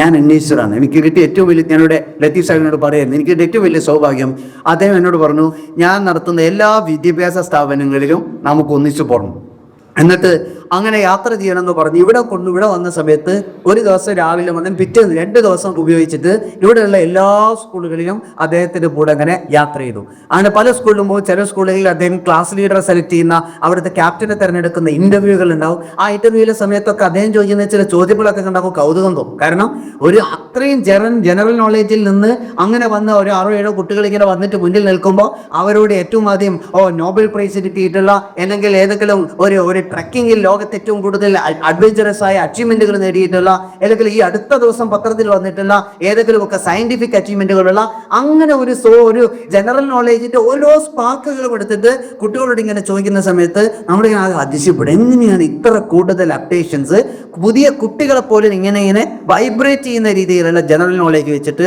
ആ മനുഷ്യൻ കൈകാര്യം ചെയ്യുന്നത്, ഓരോ സ്റ്റാഫിനെയും കൈകാര്യം ചെയ്യുന്നത്, സംവിധാനങ്ങളെയും കൈകാര്യം ചെയ്യുന്നത്. ഇവിടുത്തെ സ്ഥാപനങ്ങളിലെല്ലാം പോയപ്പോൾ അദ്ദേഹം പേസിലെയും അതുപോലെ PA കോളേജുകളിലെയും അവിടുത്തെ പോളിടെക്നിക്കും എഞ്ചിനീയറിംഗ് കോളേജും അവിടുത്തെ ആർട്സ് ആൻഡ് സയൻസ് കോളേജിലൊക്കെ പോകാനും അവിടെ സംസാരിക്കാനും ഇടപഴകാനൊക്കെ അവസരമുണ്ടായി. അത് കഴിഞ്ഞ് തലശ്ശേരിയിലുള്ള പേസിൻ്റെ സ്കൂളിൽ, അത് കഴിഞ്ഞ് മഞ്ചേരിയിലെ സ്ഥാപനത്തിൽ, പെൺകുട്ടികളുടെ സ്ഥാപനത്തിൽ, അങ്ങനെ ഓരോ സ്ഥാപനത്തിൽ ചെല്ലുമ്പോഴും ഓരോ ഇടത്തിലും അദ്ദേഹത്തിൻ്റെ കൂടെ ഇരിക്കുന്ന സമയത്ത് കിട്ടുന്ന ഒരു ജ്ഞാനമെന്ന് പറഞ്ഞാൽ, ഒരു മനുഷ്യൻ ഇങ്ങനെയൊക്കെ ആക്ഷൻ ഓറിയന്റഡായി ജീവിക്കാൻ പറ്റും. ഓരോ സ്ഥലത്തും നടക്കുന്ന മത്സരങ്ങൾ അറിയാം, അവിടെ ഉണ്ടായ കുട്ടികളുടെ അച്ചീവ്മെന്റുകൾ അറിയാം, അവിടെ വന്ന ഗസ്റ്റിനെ കുറിച്ച് അറിയാം, നടത്തിയ ആളെ കുറിച്ച് അറിയാം. അങ്ങനെ നോക്കിയാൽ ആ പ്രോഗ്രാമുകളുടെയും അവിടുത്തെ സ്ഥാപനത്തിന്റെ സംവിധാനങ്ങളുടെയും അവിടെ നടക്കുന്ന നിർമ്മാണ പ്രവർത്തികളുടെയും അവിടെ ഉപയോഗിച്ച ഡയറിനെയും അവിടെ ഉപയോഗിച്ച ഓരോ സാധന സാമഗ്രികളെയും കുറിച്ച് പോലും ആ മനുഷ്യനറിയാം. ഇത്ര കൂടുതൽ വിപുലമായി ജീവിക്കുമ്പോഴും അങ്ങനെ താൻ ഇടപെടുന്ന മേഖലകളിലെല്ലാം ആക്ഷൻ ഓറിയന്റഡായി ഒരു ലീഡർക്ക് പ്രവർത്തിക്കാൻ കഴിയുക എന്നത് തികച്ചും വലിയ മാതൃകയാണ്. നമ്മൾ കുറച്ചാൽ പ്രവർത്തിച്ചാൽ ഇനിയിപ്പോൾ ആയി എന്ന് വിശ്വസിക്കുന്നത്. എന്നോട് എത്ര ആളുണ്ടെന്ന് അറിയാം, ഈ നേതൃരംഗത്തൊക്കെയുള്ള ആളുകൾ, രാഷ്ട്രീയ ഗസാസ ഒരു 2 കൊണ്ടൊക്കെ നിർത്താം, കാര്യമായിട്ടൊന്നും ചെയ്തിട്ടൊന്നുമില്ല, പക്ഷെ നിർത്തുന്നതിനെ കുറിച്ചാണ് കാര്യമായി ആലോചിച്ചുകൊണ്ടിരിക്കുന്നത്. അപ്പം ഞാൻ കേൾക്കോടൊക്കെ, നിങ്ങൾക്ക് നിർത്താൻ മാത്രം എന്താണ് വലിയ അച്ചീവ്മെൻ്റ് ഉള്ളത്? മടുപ്പ്, വേറെ ഒന്നുമില്ല, വേറെ അച്ചീവ്മെൻറ്റുകളൊന്നുമില്ല, പക്ഷെ മതിയാവില്ല. ഇത് നിർത്താൻ അവർക്ക് കൂടുതലൊന്നും ചെയ്യാൻ കഴിയില്ല. അങ്ങനെ എനിക്കങ്ങനെ കൂടുതൽ കാലം അങ്ങനെ ചെയ്യാൻ കഴിയാം. പലരോടും ചോദിക്കും, എന്തുകൊണ്ട് അങ്ങനെ അന്ന് മതിയാവില്ല, നടക്കില്ല എന്നൊക്കെ പറയുന്നത്. അതിന് പറയുന്ന ന്യായം, ഇപ്പം അടുത്തൊരാൾ അറ്റാക്ക് വന്ന് മരിച്ചു, ഇപ്പോൾ ഒരാൾ വേറൊരു അസുഖം വന്ന് മരിച്ചു, ഇങ്ങനെയുള്ള വലിയ വലിയ സുഖങ്ങളൊക്കെ വരുന്നത്. അപ്പോൾ എവിടത്തേക്കാണ് നമ്മളിങ്ങനെ കഷ്ടപ്പെടുന്നത്?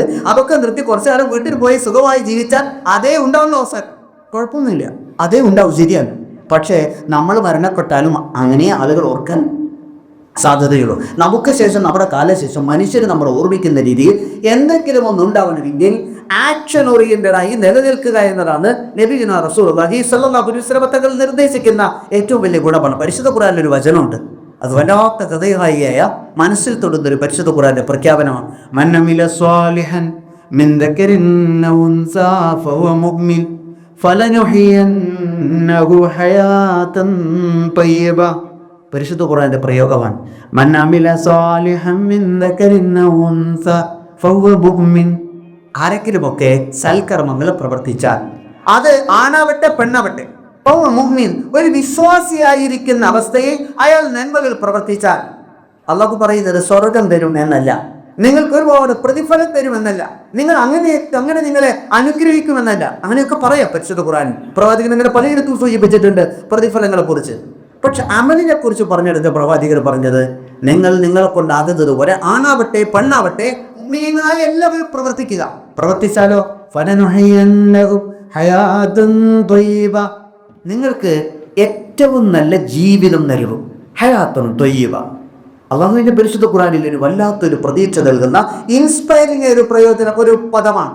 വിശ്വാസികളായ ആളുകൾ നന്മ പ്രവർത്തിച്ചല്ല, അത് ആരാധനയല്ല. അമല സ്വാലിഹാത്ത് എന്ന് പറഞ്ഞാൽ 5 നേരത്തെ നിസ്കാരം, നോമ്പ്, സക്കാത്തോ ഹജ്ജല്ല.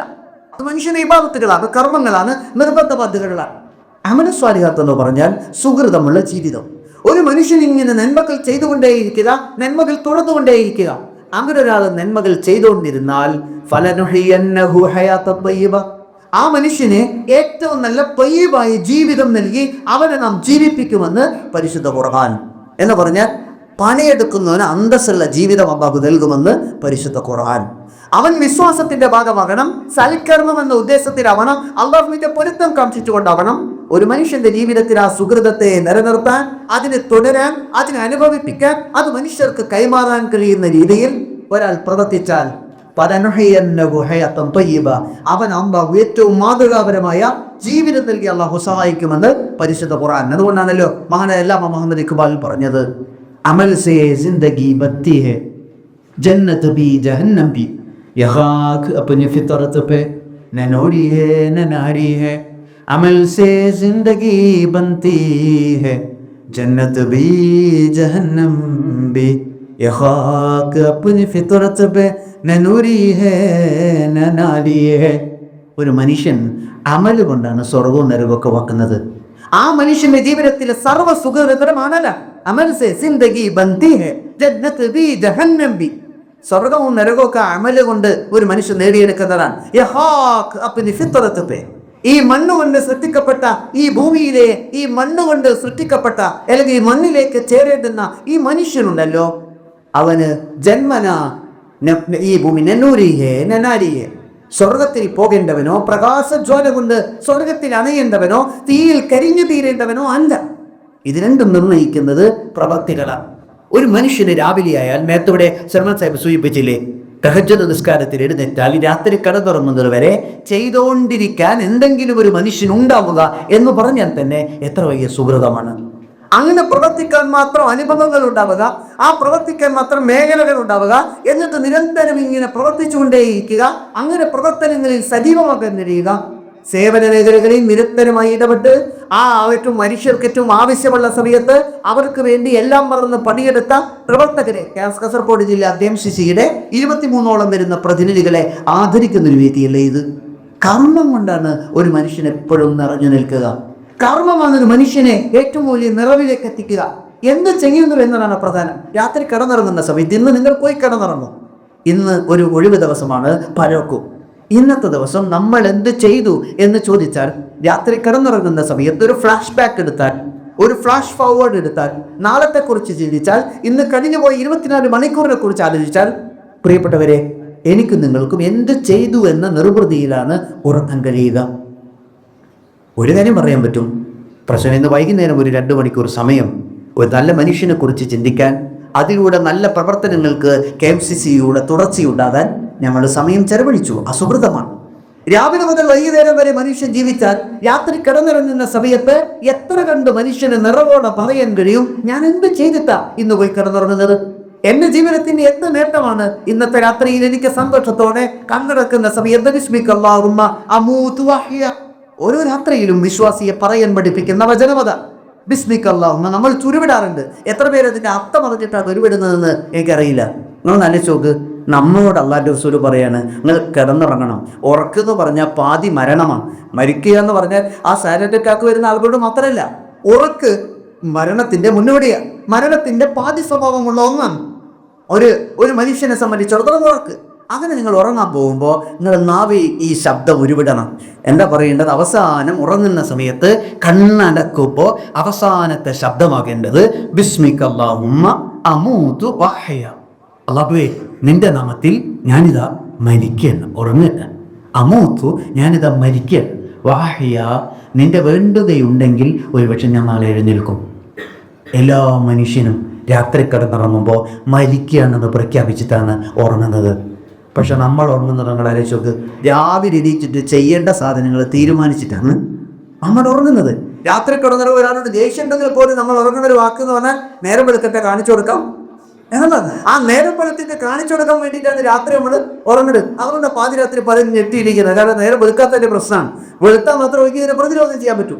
മൈ മിഷൻ എന്ന് പറയുന്ന പുസ്തകത്തിൽ നിങ്ങൾ പ്രവർത്തിക്കുന്ന, നിങ്ങൾ സ്നേഹിക്കുന്ന ഈ ദുബൈ എന്ന രാജ്യത്തിന്റെ ഇന്ന് കാണുന്ന ദുബൈയുടെ ഈ പ്രൗഢമായ സ്വപ്നങ്ങളുടെ ശില്പിയായ ഷെയ്ഖ് മുഹമ്മദിനോട് ചോദിക്കുന്ന ഒരു ചോദ്യമുണ്ട്.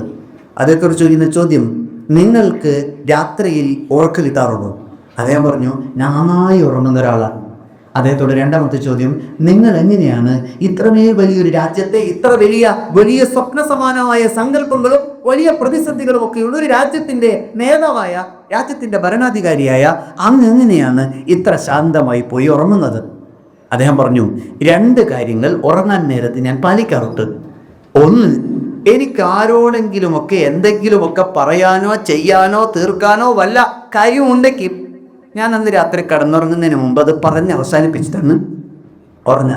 നാളെ ആവട്ടെ എന്ന് പറയും, ആരെങ്കിലും ഏൽപ്പിക്കുന്നെങ്കിലും ചെയ്യും, നാളെ എന്തൊക്കെ ചെയ്യണം, അല്ല ഇന്ന് വിഷയം ഉണ്ടോ തീരണം, അങ്ങനെ എന്തെങ്കിലുമൊക്കെ ഉണ്ടെങ്കിൽ എൻ്റെ മനസ്സിൽ നാളേക്ക് വേണ്ടി ഒരു ദേഷ്യമോ ഒരു അമർഷമോ ഒരു തെറ്റായ ചിന്തയോ ഒരു വേണ്ടാത്ത ആലോചനയോ എൻ്റെ മനസ്സിൽ തൽക്കാലം കിടന്നുറങ്ങുന്ന സമയത്ത് ഇല്ല എന്ന് ഉറപ്പുവരുത്തിയിട്ടാണ് ഞാൻ കിടന്നുറങ്ങാറുള്ളത്.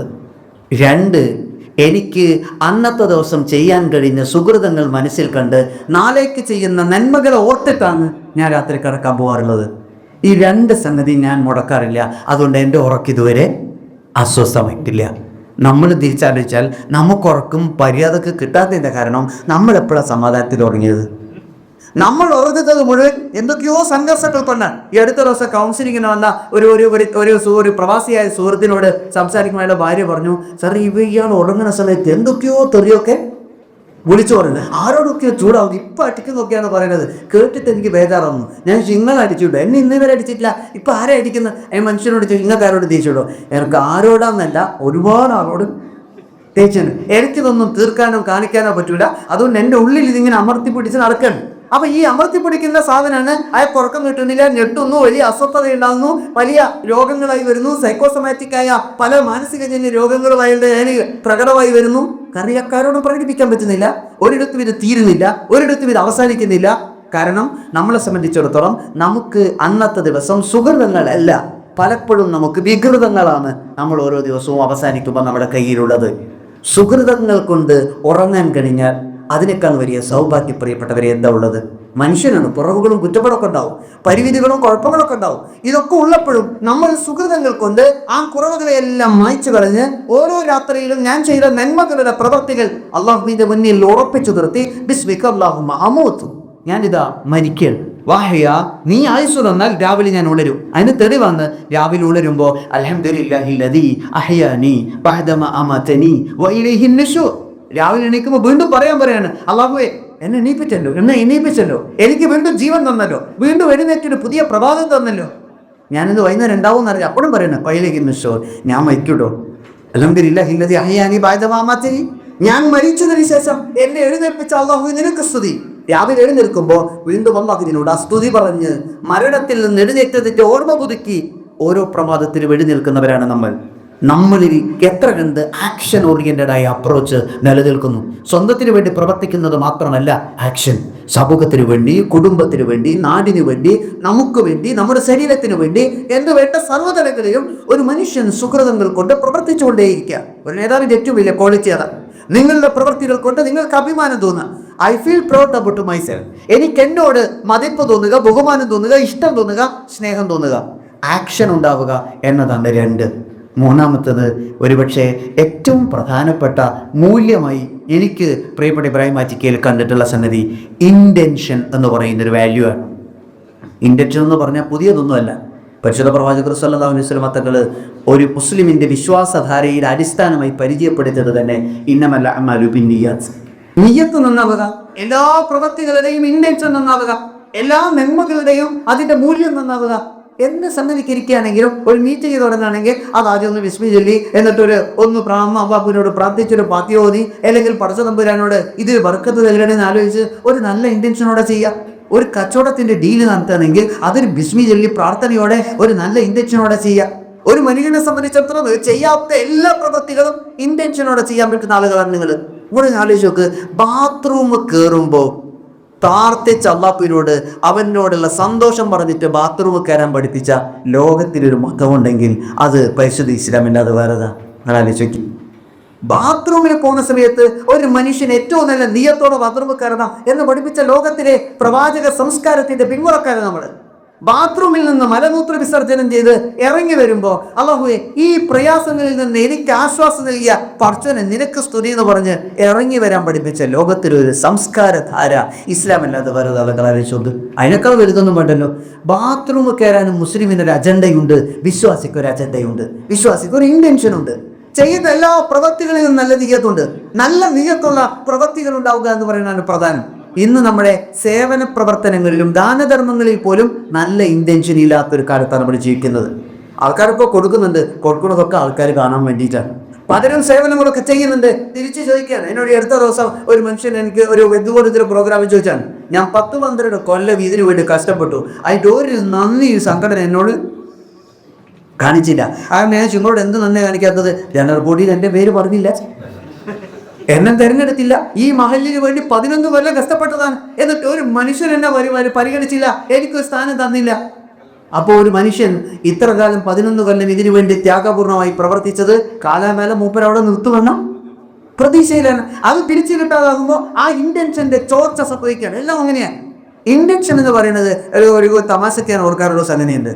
ഒരു സ്ത്രീ ഫോൺ വിളിച്ചിട്ട് പറഞ്ഞു, എൻ്റെ ഭർത്താവിന് സുഖമില്ല, എന്തോന്ന് പെട്ടെന്നൊരു നെഞ്ചിലൊരു വേദന വന്ന് ഹോസ്പിറ്റലിൽ കൊണ്ടുപോയപ്പം ചെറിയ വേരിയേഷൻ ഉള്ളതുപോലെ തോന്നി.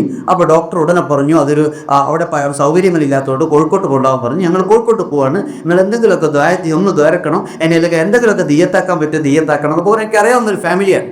അപ്പോൾ ഇവർ എന്നോട് പറഞ്ഞു. അപ്പോൾ ഞാൻ ഉടനെ കേട്ടോ പറഞ്ഞു, നിങ്ങൾ കുറച്ചൊന്ന് എളുപ്പമാക്കി തരട്ടെ, നിങ്ങൾ ആർക്കെങ്കിലും കുറച്ച് പാവപ്പെട്ട ആൾക്ക് ഭക്ഷണം കൊടുക്കാൻ വേണ്ടി നിങ്ങൾ നെയ്യത്താക്ക്, ഒന്നും ഉണ്ടാവില്ല, ആശുപത്രിയിൽ പോയിട്ട് ഒക്കെ ഫ്രീ ആവട്ടെ, ഒക്കെ ശരിയാവട്ടെ. അപ്പോൾ നിങ്ങൾ അവിടെ ചെന്നു. എന്നിട്ട് അവിടെ ചെന്നിട്ട് ഈ സ്ത്രീ വീണ്ടും വിളിച്ചു. ഡോക്ടർ നോക്കി അറ്റാക്കാന്നാണ് സംശയം പറയുന്നത്, ആൻജിയോ ചെയ്യണമെന്നൊക്കെ പറയുന്നുണ്ട്, അതുകൊണ്ട് അറ്റാക്കാണെന്നുള്ള അഭിപ്രായത്തിലാണ് ഡോക്ടർമാരോട്, അതുകൊണ്ട് എന്തായാലും തരണം. അപ്പോൾ ഞാൻ പറഞ്ഞു, നിങ്ങൾ നല്ലോണം ഓർമ്മിച്ചിട്ട് എന്തെങ്കിലും അറിഞ്ഞു. അപ്പോൾ ഇവിടെ എന്ത് വേണമെങ്കിലും കൊടുക്കാം, അതൊന്നും പ്രശ്നമില്ല, എത്ര കൊടുക്കാം, അതൊന്നും നമുക്ക് കുറച്ച് പോയി ആരോഗ്യത്തോടെ എത്തിയാൽ മതി, തിരിച്ചു കിട്ടിയാൽ മതി. ഞാൻ കഴിഞ്ഞു, എൻ്റെ മനസ്സിൽ നിന്ന് വിട്ടു. ഒരു 2 ദിവസം കഴിഞ്ഞപ്പോൾ ഈ സ്ത്രീ എന്നെ വിളിച്ചത് ഒരു സംശയം ചോദിക്കാൻ. ഞാൻ ചോദിച്ചു, വിളിച്ചപ്പോൾ തന്നെ ഞാൻ ചോദിച്ചു, എങ്ങനെ മൂപ്പര് അസുഖമല്ല, ബില്ലൊക്കെ റാത്തായി, അത് കുഴപ്പമൊന്നുമില്ല, ഗ്യാസിൻ്റെ പ്രശ്നമായിരുന്നു, ആൻജിയോനൊന്നും അങ്ങനത്തൊന്നുമില്ല, വേരിയേഷനൊക്കെ കുഴപ്പമൊന്നുമില്ല, ഡോക്കൊന്നുമില്ല, ചെറിയ ടാബ്ലറ്റ് എടുത്താൽ മതി, ചെറിയ ഗ്യാസിൻ്റെ പ്രശ്നം കുറച്ച് കൂടിയതാണെന്ന് തോന്നുന്നു. അപ്പോൾ ഞാൻ പറഞ്ഞു, അൽഹംദുലില്ലാ പഠിച്ചൊരു എളുപ്പമാക്കിയല്ലോ. അപ്പോൾ ഞാൻ അടുത്ത് അങ്ങോട്ട് ചോദിക്കുന്നത് ആ സ്ത്രീ തിരിച്ചെന്നോട് ചോദിക്കുകയാണ്, അപ്പോൾ പിന്നെ മറ്റേത് കൊടുക്കണ്ടല്ലോ അല്ലേ നിഷാണ്. അപ്പോൾ ഞാൻ ചോദിച്ചാൽ അല്ല, ഞാൻ അറ്റാക്കാതെ വെച്ചിട്ടാണ് ആ സാധനം നിയത്താക്കിയത്, ഇത് അങ്ങനെ തന്നെയല്ല, ഇത് ചെറിയ പ്രശ്നമല്ലേ, അപ്പോൾ ഇനിയെന്തോ അത് കൊടുക്കണ്ടുണ്ടോ, അപ്പോൾ എന്തെങ്കിലുമൊക്കെ ചെറുത് ചെയ്താൽ പോരെ. എന്നാൽ നമ്മളെ സംബന്ധിച്ചിടത്തോളം പലപ്പോഴും നമുക്ക് സൗകര്യത്തിനാണ് ദീന്, നമ്മൾ എളുപ്പത്തിന് പലതും കൊണ്ട് നടക്കും, അത് കഴിഞ്ഞാൽ നമ്മളതിങ്ങനെ വല്ലാതൊന്നും കൈകാര്യം എടുക്കുന്നില്ല. ആവശ്യങ്ങൾക്കനുസരിച്ചാണ് പക്ഷൻ, നമ്മുടെ സൗകര്യങ്ങൾക്കാണ് പക്ഷൻ, നമ്മുടെ സൗകര്യങ്ങൾക്കാണ് ദീന്. പക്ഷേ അത് നല്ലൊരു ഇൻറ്റൻഷനോടുകൂടി ആയിരിക്കും നമ്മൾ ചെയ്യുന്നത് വെച്ചാൽ പലപ്പോഴും അങ്ങനെയല്ല. നമ്മുടെ ആരാധനകൾ പോലും ഇൻറ്റൻഷൻ ഇല്ലാതാവുന്നത് കൊണ്ടാണ് ആ ആരാധനകൾക്ക് ജീവിതത്തിൽ മാറ്റം ഉണ്ടാക്കാൻ കഴിയാത്തത്. നമ്മുടെ കർമ്മങ്ങൾ ചെയ്യുമ്പോൾ അതിലൊരു നല്ല നിയത്ത് പ്രവർത്തിക്കാതിരിക്കുമ്പോഴാണ് നമ്മളെ സംബന്ധിച്ചൊക്കെ സാധിക്കാതെ പോകുന്നത്. പ്രിയപ്പെട്ട ഇബ്രാഹിം ബാജിക്കയിൽ നിന്ന് ഞാൻ ആവർത്തിച്ച് കേട്ടിട്ടുള്ളൊരു പദം, നിങ്ങൾ നല്ല നിയത്ത് വെക്ക്, നിങ്ങൾ നല്ല നിയത്ത് വെക്ക്, അതിൻ്റെ നിയത്ത് നന്നാക്ക്, ആ നിയത്ത് നിങ്ങൾ ചെയ്ത് നോക്ക്, ആ നിയത്തിൽ ചെയ്താൽ അത് കിട്ടും. ഇങ്ങനെ നിയത്ത് വെക്ക് എന്ന് ഇങ്ങനെ നിരന്തരം പറഞ്ഞുകൊണ്ടേയിരിക്കും. അപ്പം ആ നിയത്ത് വെക്ക് എന്ന് പറയുമ്പോൾ അതൊരു വല്ലാത്തൊരു ഒരു മനസ്സിൻ്റെ ഒരു നന്മയാണ്. അപ്പോൾ ഞാൻ പങ്കെടുത്ത ഒരു പരിപാടി ഓൺലൈനിൽ നടന്നൊരു യോഗത്തിൽ ആ സ്ഥാപനവുമായി ബന്ധപ്പെട്ട ഒരു സംവിധാനത്തിൻ്റെ ചർച്ച വന്നപ്പോൾ ഒരു പള്ളി പുതുക്കി പണിയാണ്. അപ്പോൾ പള്ളിയുടെ പുതുക്കി പണിയേണ്ട വിഷയം ഇങ്ങനെ ചർച്ച ചെയ്തപ്പോൾ ഒരു 15 പേരെ മീറ്റിങ്ങിനുണ്ട്.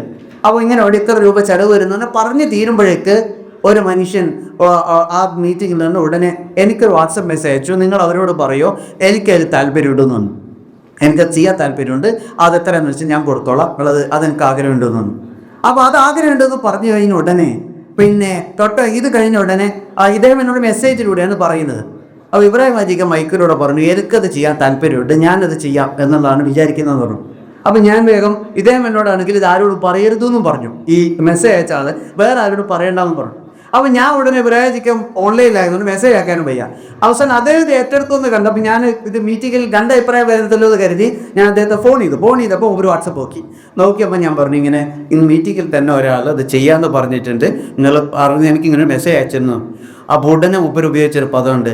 അപ്പോൾ ഇവിടെ 2 ആൾക്ക് പള്ളിയെടുത്ത കൂലി കിട്ടി, ഒന്ന് എനിക്ക് ചിലവില്ലാത്തതും കിട്ടി, മൂപ്പർക്ക് ചിലവോടുകൂടി കിട്ടി. ഒരു പൈസ അതാണ്. കാരണം ഞാനാണ് ആദ്യം നിയത്താക്കിയത്, അതുകൊണ്ട്. പക്ഷെ എന്നെക്കാൾ മുമ്പ് നിയത്താക്കിയിട്ട് ഒരാൾ മെസ്സേജ് അയച്ചിട്ടുണ്ട്, അതുകൊണ്ട് പൈസ ചെലവ് അയാൾക്കാണ്, പക്ഷെ കൂലി എനിക്കുണ്ട്. അതേപോലെ എനിക്കും കിട്ടും, മൂപ്പർക്കും കിട്ടും. നിയ്യത്താണ് പ്രധാനം. അത് ഒരു മനുഷ്യൻ ഇങ്ങനെ മത്സരിക്കരുത്. നിങ്ങൾ ആലോചിച്ചൊക്കെ ആ സുഹൃത്ത് ചെയ്യാൻ നിയ്യത്ത്. എന്നോട് 2-3 മീറ്റിങ്ങുകളിൽ ഇങ്ങനെ സംഭവിച്ചു. എന്നോട് പലപ്പോഴും അദ്ദേഹത്തെ ഒരുപക്ഷെ സൗഹൃദത്തിൽ അവസാനം നടക്കുന്ന സമയത്ത് പറഞ്ഞൊരു വാക്കുണ്ട്.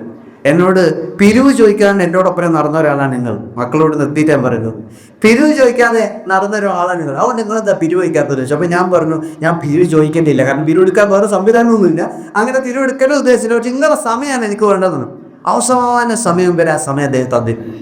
ഓരോ പ്രവർത്തനങ്ങളിലും ഓരോ സംവിധാനത്തിലും അദ്ദേഹം ആ സമയം കൊടുത്തുകൊണ്ട് ആ ദൗത്യത്തെ ഏറ്റെടുക്കാൻ, നന്മയെ ഏറ്റെടുക്കാൻ, ആ പ്രവർത്തനത്തെ ഏറ്റെടുക്കാൻ അദ്ദേഹം സമയം തന്നു. അദ്ദേഹം പറഞ്ഞു, എൻ്റെ ഏറ്റവും വലിയ ഒരു സമർപ്പണം, നേരത്തെ അവിടെ സൂചിപ്പിച്ചതുപോലെ ആ പ്രസ്ഥാനത്തെ സ്നേഹിച്ചിട്ടുണ്ടെങ്കിൽ ആ സമയം തന്നതിൻ്റെ സ്നേഹമാണ്. അത് ആ സ്നേഹത്തിൻ്റെ ദൗത്യം അദ്ദേഹം ഇത്തരത്തിലുള്ള സാമൂഹികമായ കൂട്ടായ്മയിലൂടെ നടത്തിയ മാറ്റത്തിൻ്റെ ലക്ഷണമാണ്. പ്രിയപ്പെട്ടവരെ, നമ്മുടെ ഉള്ളിൽ ഒരുപാട് സുഹൃതങ്ങൾ ഇങ്ങനെയൊക്കെ മനസ്സിൽ നമ്മൾ നിലനിർത്തി ജീവിക്കുന്ന, ഇൻറ്റൻഷൻ കൊണ്ട് ലോകത്ത് ജയിക്കുന്ന കുറേ മനുഷ്യരുണ്ട്. നമ്മൾ നേരത്തെ നിയ്യത്തുള്ളവരാകുക. രാവിലെ എഴുന്നേറ്റ് വൈകുന്നേരം വരെ പണിയെടുക്കുമ്പോൾ, കച്ചവടം ചെയ്യാൻ പോകുമ്പോൾ പോലും നിങ്ങളുടെ നിയ്യത്ത് നന്നാക്കിക്കോ, അതിന് പ്രതിഫലമുണ്ടെന്ന് പഠിപ്പിച്ച മതം. ഭാര്യയുടെ വായിലേക്ക് ഒരു ഭക്ഷണമെടുത്ത് നിങ്ങൾ സ്നേഹത്തോടെ, നിങ്ങളുടെ റൊമാൻറ്റിക്കിൻ്റെ ഭാഗമായി, നിങ്ങളുടെ സ്നേഹപാദത്തിൻ്റെ ഭാഗമായി ഭാര്യയുടെ വായിലേക്ക് ഒരു ചോറിട്ട് കൊടുത്താൽ അത് ഇബാദത്താണ് എന്ന് പഠിപ്പിച്ച പരിശുദ്ധ ഇസ്ലാം. നിങ്ങളുടെ ഭാര്യയുടെ മുഖത്ത് നോക്കി ഹൃദയപൂർവ്വം പുഞ്ചിരിച്ചാൽ സ്നേഹിത, അത് പ്രണയം മാത്രമല്ല, അത് അല്ലാഹുവിന്റെ പ്രതിഫലം കിട്ടുന്ന പുണ്യമാണ് എന്ന് പഠിപ്പിച്ച പരിശുദ്ധ ഇസ്ലാം. ജീവിതത്തിൽ ചെയ്യുന്ന എല്ലാ പ്രവൃത്തികളിലും അത് ഇന്റൻഷനോടെ, നിയത്തോടെ ചെയ്താൽ അതിന് വല്ലാത്ത പുണ്യമുണ്ടെന്ന് പഠിപ്പിച്ച പ്രവാചകൻ. ഒരൊറ്റ ഹദീസ് പറയട്ടെ. നബി സല്ലല്ലാഹു അലൈഹി വസല്ലം തങ്ങൾ പറയാണ്, ഒരാൾ ഒരു നന്മ ചെയ്യണമെന്ന് ആഗ്രഹിച്ചു, അയാൾ ആ നന്മ ചെയ്തില്ല, എന്നാൽ അയാൾക്ക് നന്മ ചെയ്യാൻ ആഗ്രഹിച്ചതിന് പ്രതിഫലം ഉണ്ട്. ഒരാൾ നന്മ ചെയ്യണമെന്ന് ആഗ്രഹിച്ചു, ചെയ്തില്ല, അയാൾ ചെയ്യാൻ പറ്റിയില്ല, എന്നാലും ചെയ്യാൻ ആഗ്രഹിച്ചല്ലോ എന്ന കാരണം കൊണ്ട് വലഹു അജ്റുൻ, അല്ലാഹു അവനൊരു പ്രതിഫലം നൽകുമെന്ന് നബിയുനാ റസൂലുള്ളാഹി. ഇനി ഒരാൾ ചെയ്യണമെന്ന് ആഗ്രഹിച്ചു, അയാൾ അവിടെ ചെയ്യുകയും ചെയ്തു, എന്നാൽ അയാൾക്ക് 2 പ്രതിഫലം, ആഗ്രഹിച്ചതിനും ചെയ്തതിനുമുണ്ട്. നോക്കണേ, പരിശുദ്ധ പ്രവാചകൻ പറയാണ്, എന്നാൽ ഒരു മനുഷ്യൻ തിന്മ ചെയ്യണമെന്ന് ആഗ്രഹിച്ചു, തിന്മ ചെയ്യണമെന്ന് അതിയായി ആഗ്രഹിച്ചു, എന്നാൽ അയാൾ തിന്മ ചെയ്തില്ല, എന്നാൽ അയാൾക്ക് എന്ത് സംഭവിക്കും? നന്മ ചെയ്യണമെന്ന് ആഗ്രഹിച്ചു, അയാൾ ചെയ്തില്ല, അയാൾക്ക് എന്തുണ്ട്? നന്മ ചെയ്യാൻ ആഗ്രഹിച്ചതിന്റെ പ്രതിഫലമുണ്ട്. നന്മ ചെയ്യണമെന്ന് ആഗ്രഹിച്ചു, ചെയ്തു, അയാൾക്ക് ചെയ്തതിന്റെയും ആഗ്രഹിച്ചതിന്റെയും പ്രതിഫലമുണ്ട്. നബിതങ്ങൾ പറയാണ്, ഒരാൾ തിന്മ ചെയ്യണമെന്ന് ആഗ്രഹിച്ചു, പക്ഷെ അയാൾ ചെയ്തില്ല, അപ്പോൾ അയാൾക്ക് കുറ്റം? ചെയ്തതിന്റെ, ആഗ്രഹിച്ചതിന്റെ, ചെയ്യാൻ വിചാരിച്ചതിന്റെ കുറ്റം ഉണ്ടോ? ഇല്ല. ആനുഷ്യ പരിശുദ്ധ പ്രവാചകൻ പറയാണ്, തിന്മ ചെയ്യണമെന്ന് വിചാരിച്ചു, എന്നിട്ട് അയാൾ ചെയ്തില്ലെങ്കിൽ വിചാരിച്ചതിന് ഒരു കുഴപ്പമില്ല, അവൻ ചെയ്തില്ലല്ലോ എന്നുള്ള ഗ്യാരണ്ടിയിൽ അവൻ അല്ലാഹു രക്ഷപ്പെടുത്തും. പക്ഷെ സുഹൃതമാണ് ചെയ്യുന്നതെങ്കിൽ ചെയ്യണ്ട, വിചാരിച്ചാൽ മതി, അതിന് പ്രതിഫലം ഉണ്ട്. ആ നന്മ പ്രതിഫലമായി കാണുന്ന വിശാലമായൊരു മനസ്സ്. ഇത് ദുരുപയോഗം ചെയ്യുന്ന ആൾക്കാരുണ്ട് കേട്ടോ. ചില പരിപാടിയിലൊക്കെ പോയാൽ വലിയ ഓഫറൊക്കെ കൊടുക്കും, പിന്നെ പൈസ കൊടുക്കില്ല. അപ്പോൾ പൈസ കൊടുക്കാത്ത ആൾക്കാരോട് ചോദിച്ചാൽ പറയാം, ആ അന്നേരത്തെ ദയ കിട്ടും, പ്രസംഗിക്കുന്ന ആളെ 2 ആ ദിയത്താക്കിയുള്ള കൂലിയും കിട്ടും, പിന്നെ കൊടുക്കാത്ത നമ്മുടെ കുഴപ്പമില്ല, ഇല്ലാത്തതുകൊണ്ടല്ലേ. ഒരു രസമുള്ള തമാശ പറയാറുണ്ട്. ഒരു നാട്ടിൽ പള്ളി നിർമ്മാണം നടക്കുന്ന സമയത്ത് ഓരോരുത്തരിങ്ങനെ പല ആഗ്രഹങ്ങൾ പറഞ്ഞു, ഓരോരുത്തരിങ്ങനെ ഇത്ര കൊടുക്കും, 50,000 കൊടുക്കും, 10,000 കൊടുക്കും, 20,000 കൊടുക്കും എന്നൊക്കെ പറഞ്ഞപ്പോൾ ഒരു സ്നേഹിതൻ, ആ നാട്ടിലെ ഒരു വലിയ പ്രധാനപ്പെട്ട ഒരാൾ ഉടനെ ആവേശത്തോടെ പറഞ്ഞു, അത്ര എൻ്റെ വകയാണ് മിനാരം, പള്ളീൻ്റെ മിനാരം എൻ്റെ വകയാണ്. അപ്പോൾ നാട്ടിലെ കാരണോർ ഇടിച്ചിട്ട് വന്ന് പറ്റൂല എന്നാണ്, അങ്ങനെ മിനാരങ്ങളോ പറ്റൂല എന്നാണ്. അതെല്ലാവരും കൂടി ഇയാളെ നോക്കി, എന്താ ഇങ്ങനെ ഒരു മനുഷ്യന് മിനാരം കൊടുക്കുന്നത്, എന്താ കുഴപ്പം? അപ്പോൾ പുറത്തിറങ്ങി പാരോട് ചിങ്ങണത്തിനാണ് മിനാരത്തിനത്, എന്നാൽ പിന്നെ പള്ളിക്ക് മിനാരം ഉണ്ടാവില്ല. അതാണ് കാരണം അയാൾ പറഞ്ഞതൊന്നും കൊടുക്കുന്നില്ല.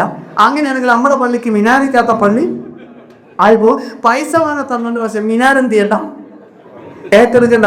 അപ്പോൾ പലരും, നമ്മളെ സംബന്ധിച്ചിടത്തോളം പലർക്കും പല രീതിയിലും നമ്മൾ ജീവിക്കുന്ന ഒരു കാലത്ത് ചെയ്യുന്നതിൽ നല്ല തീയത്തില്ല, നല്ല തീയത്തുള്ളവർക്ക് ചെയ്യാൻ മനസ്സുമില്ല. ഇത് രണ്ടും ഒരു മനുഷ്യനുണ്ടാവുക എന്ന് പറഞ്ഞ മഹാഭാഗ്യമാണ്. ചെയ്യാൻ തോന്നുകയും ചെയ്യുക, അത് ചെയ്തുകൊണ്ടിരിക്കുകയും ചെയ്യുക. അള്ളാഹു തൗഫീഖ് പ്രദാനം ചെയ്യുമാറാവട്ടെ. അപ്പൊ ഇന്റൻഷൻ ഉണ്ടാവും, നീയത്ത് ഉണ്ടാവും. എന്തും ഒരു മനുഷ്യനെ സഹായിക്കണമെന്ന നീയത്ത്, ഒരു മനുഷ്യന് ഉപകാരം ചെയ്യണമെന്ന നീയത്ത്, ഒരു മനുഷ്യനോട് നല്ല രീതിയിൽ പെരുമാറണമെന്ന നീയത്ത്, ഒരാളോട് സ്നേഹത്തോടെ ഇടപഴകണമെന്ന നീയത്ത്, ഈ ഉമ്മത്തിന് എന്നെ കൊണ്ട് എന്തെങ്കിലും ഉപകാരം ഉണ്ടാകണമെന്ന നീയത്ത്, ഈ സമൂഹം ഇന്റൻഷൻ നോക്ക്.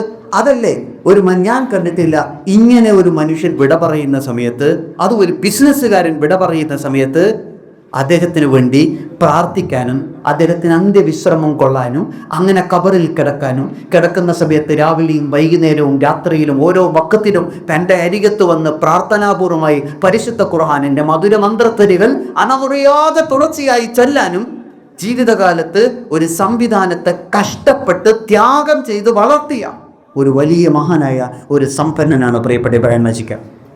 അത് മയ്യത്ത് ആ ക്യാമ്പസിൽ കൊണ്ടുപോയി വെച്ചപ്പോൾ ഞെട്ടലോടെയാണ് ആളുകൾ കണ്ടത്. എന്തൊരു ഭാഗ്യവാനാണ് ഈ മനുഷ്യൻ. ഇത്രയധികം പണ്ഡിതന്മാരുടെ ഇടയിൽ, ഇത്രയധികം ഹാഫിനിങ്ങളുടെ ഇടയിൽ, ഇത്രയധികം ആലിമീങ്ങളുടെ ഇടയിൽ, ഇത്രയധികം പണ്ഡിത വിദ്യാർത്ഥികളുടെ ഇടയിൽ ഒരു മനുഷ്യന് മരണപ്പെടാൻ കഴിയുക, എന്നിട്ട് അവിടെ ചെന്ന് ആ മയ്യത്ത് കൊണ്ടുപോയി അവിടെ മറമാടാൻ കഴിയുക, അവിടെ ചെന്ന് ആ സ്ഥാപനം നിലനിൽക്കോളം കാലം ആ ആലിമീങ്ങളിലൂടെ, ഹാപ്പനിയങ്ങളിലൂടെ, അവിടെ വരുന്ന പണ്ഡിതരിലൂടെ, ദീനസ്ഥിതികളിലൂടെ ആ ഖബറിങ്ങനെ സജീവമായി നിലകൊള്ളുക. ഇതിനേക്കാൾ വലിയ തൗഫീഖ് എന്താണ്?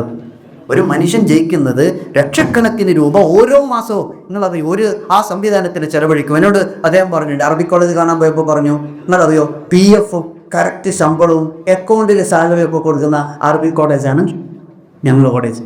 എല്ലാ സ്റ്റാറ്റ്യൂട്ടറി നിയമങ്ങളും പാലിച്ചിട്ട് ഡീസൻ്റ് ആയിട്ട് നടത്തുന്ന ഒരു സ്ഥാപനം. അപ്പോൾ ഞാൻ അതിശയത്തോടെ പറഞ്ഞു, ഇതെങ്ങനെയാണ് നടക്കുക? അന്നാണ് ഞങ്ങൾ ആ അർത്ഥത്തിൽ എങ്ങനെയാണ് അദ്ദേഹം മറ്റു സ്ഥാപനങ്ങൾ കൂട്ടിറക്കുന്നത്, അതേപോലെ അറബി കോളേജിലെ എല്ലാ സംവിധാനങ്ങളെയും നിലനിർത്തി ആ പ്രിവിലേജോടുകൂടി അവിടുത്തെ അധ്യാപകർക്ക് ജോലി ചെയ്യാനും പ്രവർത്തിക്കാനും പറ്റുന്ന സാഹചര്യം ഉണ്ടാക്കുക. ഇത് മുഴുവനും ഒരു മനുഷ്യന്റെ അധ്വാനത്തിൽ നിന്ന് മാത്രം ചെലവഴിക്കുക. ഒരാളോട് ചോദിക്കാതെ 100-300-ലധികം വരുന്ന മകൻ, അതിലും കൂടുതൽ കുട്ടികൾ പഠിച്ച സമയം പോലുണ്ട്. നൂറുകണക്കിന് വിദ്യാർത്ഥികളുടെ അവരുടെ പണ്ഡിതരുടെ പഠനേതര മേഖലകളില്ല സർവ്വ ഇടപെടലുകളെയും ഏറ്റെടുക്കുക. അതിങ്ങനെ ഇടക്കിടക്ക് പോയി നോക്കുക. അതിനു വേണ്ടി വലിയ വലിയ കെട്ടിടങ്ങളും സംവിധാനങ്ങളും ഉണ്ടാക്കുക. അവസാനം 6 അടി മണ്ണിലേക്ക് ഈ ലോകത്ത് നിന്ന് വിട പറഞ്ഞ് അവസാനത്തെ വിശ്രമഗേഹം പണിത് പിരിയുമ്പോൾ അതിൻ്റെ ചാരത്തും മുറ്റത്തും ചെന്ന് നിന്ന് ലോകത്ത് നിന്ന് പിരിയാൻ കഴിയുക. ഇതിനേക്കാൾ വലിയ മഹാഭാഗ്യം നിയ്യത്തുണ്ടെങ്കിൽ ഒരു മനുഷ്യന് അവസാനം വരെ, ഖിയാമത്ത് നാൾ വരെ ഒരു മനുഷ്യന് സുഹൃതം കൊണ്ട് അതിജയിക്കാൻ കഴിയുമെന്ന് നമ്മുടെ കൂടെ ജീവിച്ച് കാണിച്ചു തന്ന ഒരു വലിയ മനുഷ്യനാണ് ഇബ്രാഹിം ഹാജിക്ക.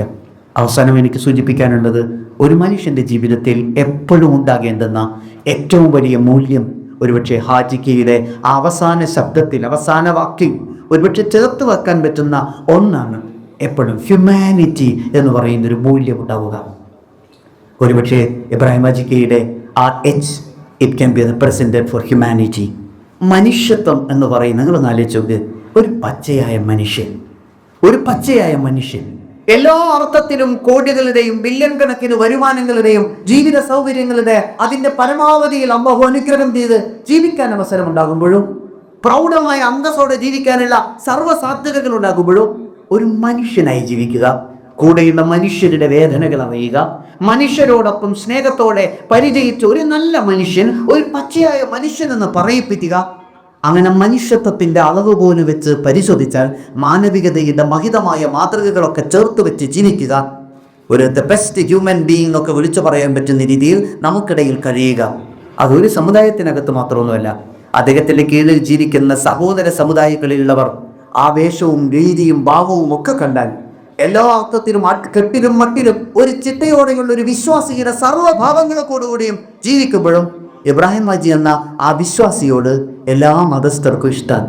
ഇബ്രാഹിം ഹാജി എന്ന ആ തൊപ്പിയിട്ട കാരണവരോട് എല്ലാ സമുദായത്തിൽപ്പെട്ടവർക്കും ഇഷ്ടമാണ്. ഇബ്രാഹിം ഹാജി എന്ന 5 നേരം നിസ്കരിക്കുന്നതിന് വേണ്ടി മീറ്റിങ്ങിൽ നിന്ന് ഇറങ്ങിപ്പോയി നിസ്കരിച്ച് തിരിച്ചു വരുന്ന ഓരോ മീറ്റിങ്ങിനും അവിടെ ഇരിക്കുന്ന വിവിധ മതസ്ഥരാണെങ്കിൽ പോലും ഖുർആനും ഹദീസും ഓതി അവരോട് ചെയ്യുന്ന സുഹൃത്തുക്കളെ പറ്റി വാചാലനാകുന്ന ആ നല്ല മുഅ്മിനായ വിശ്വാസിയായ ആബിദായ ആ മനുഷ്യനോട് ഇഷ്ടമാണ്. ആർക്കും പരിഭവമില്ല.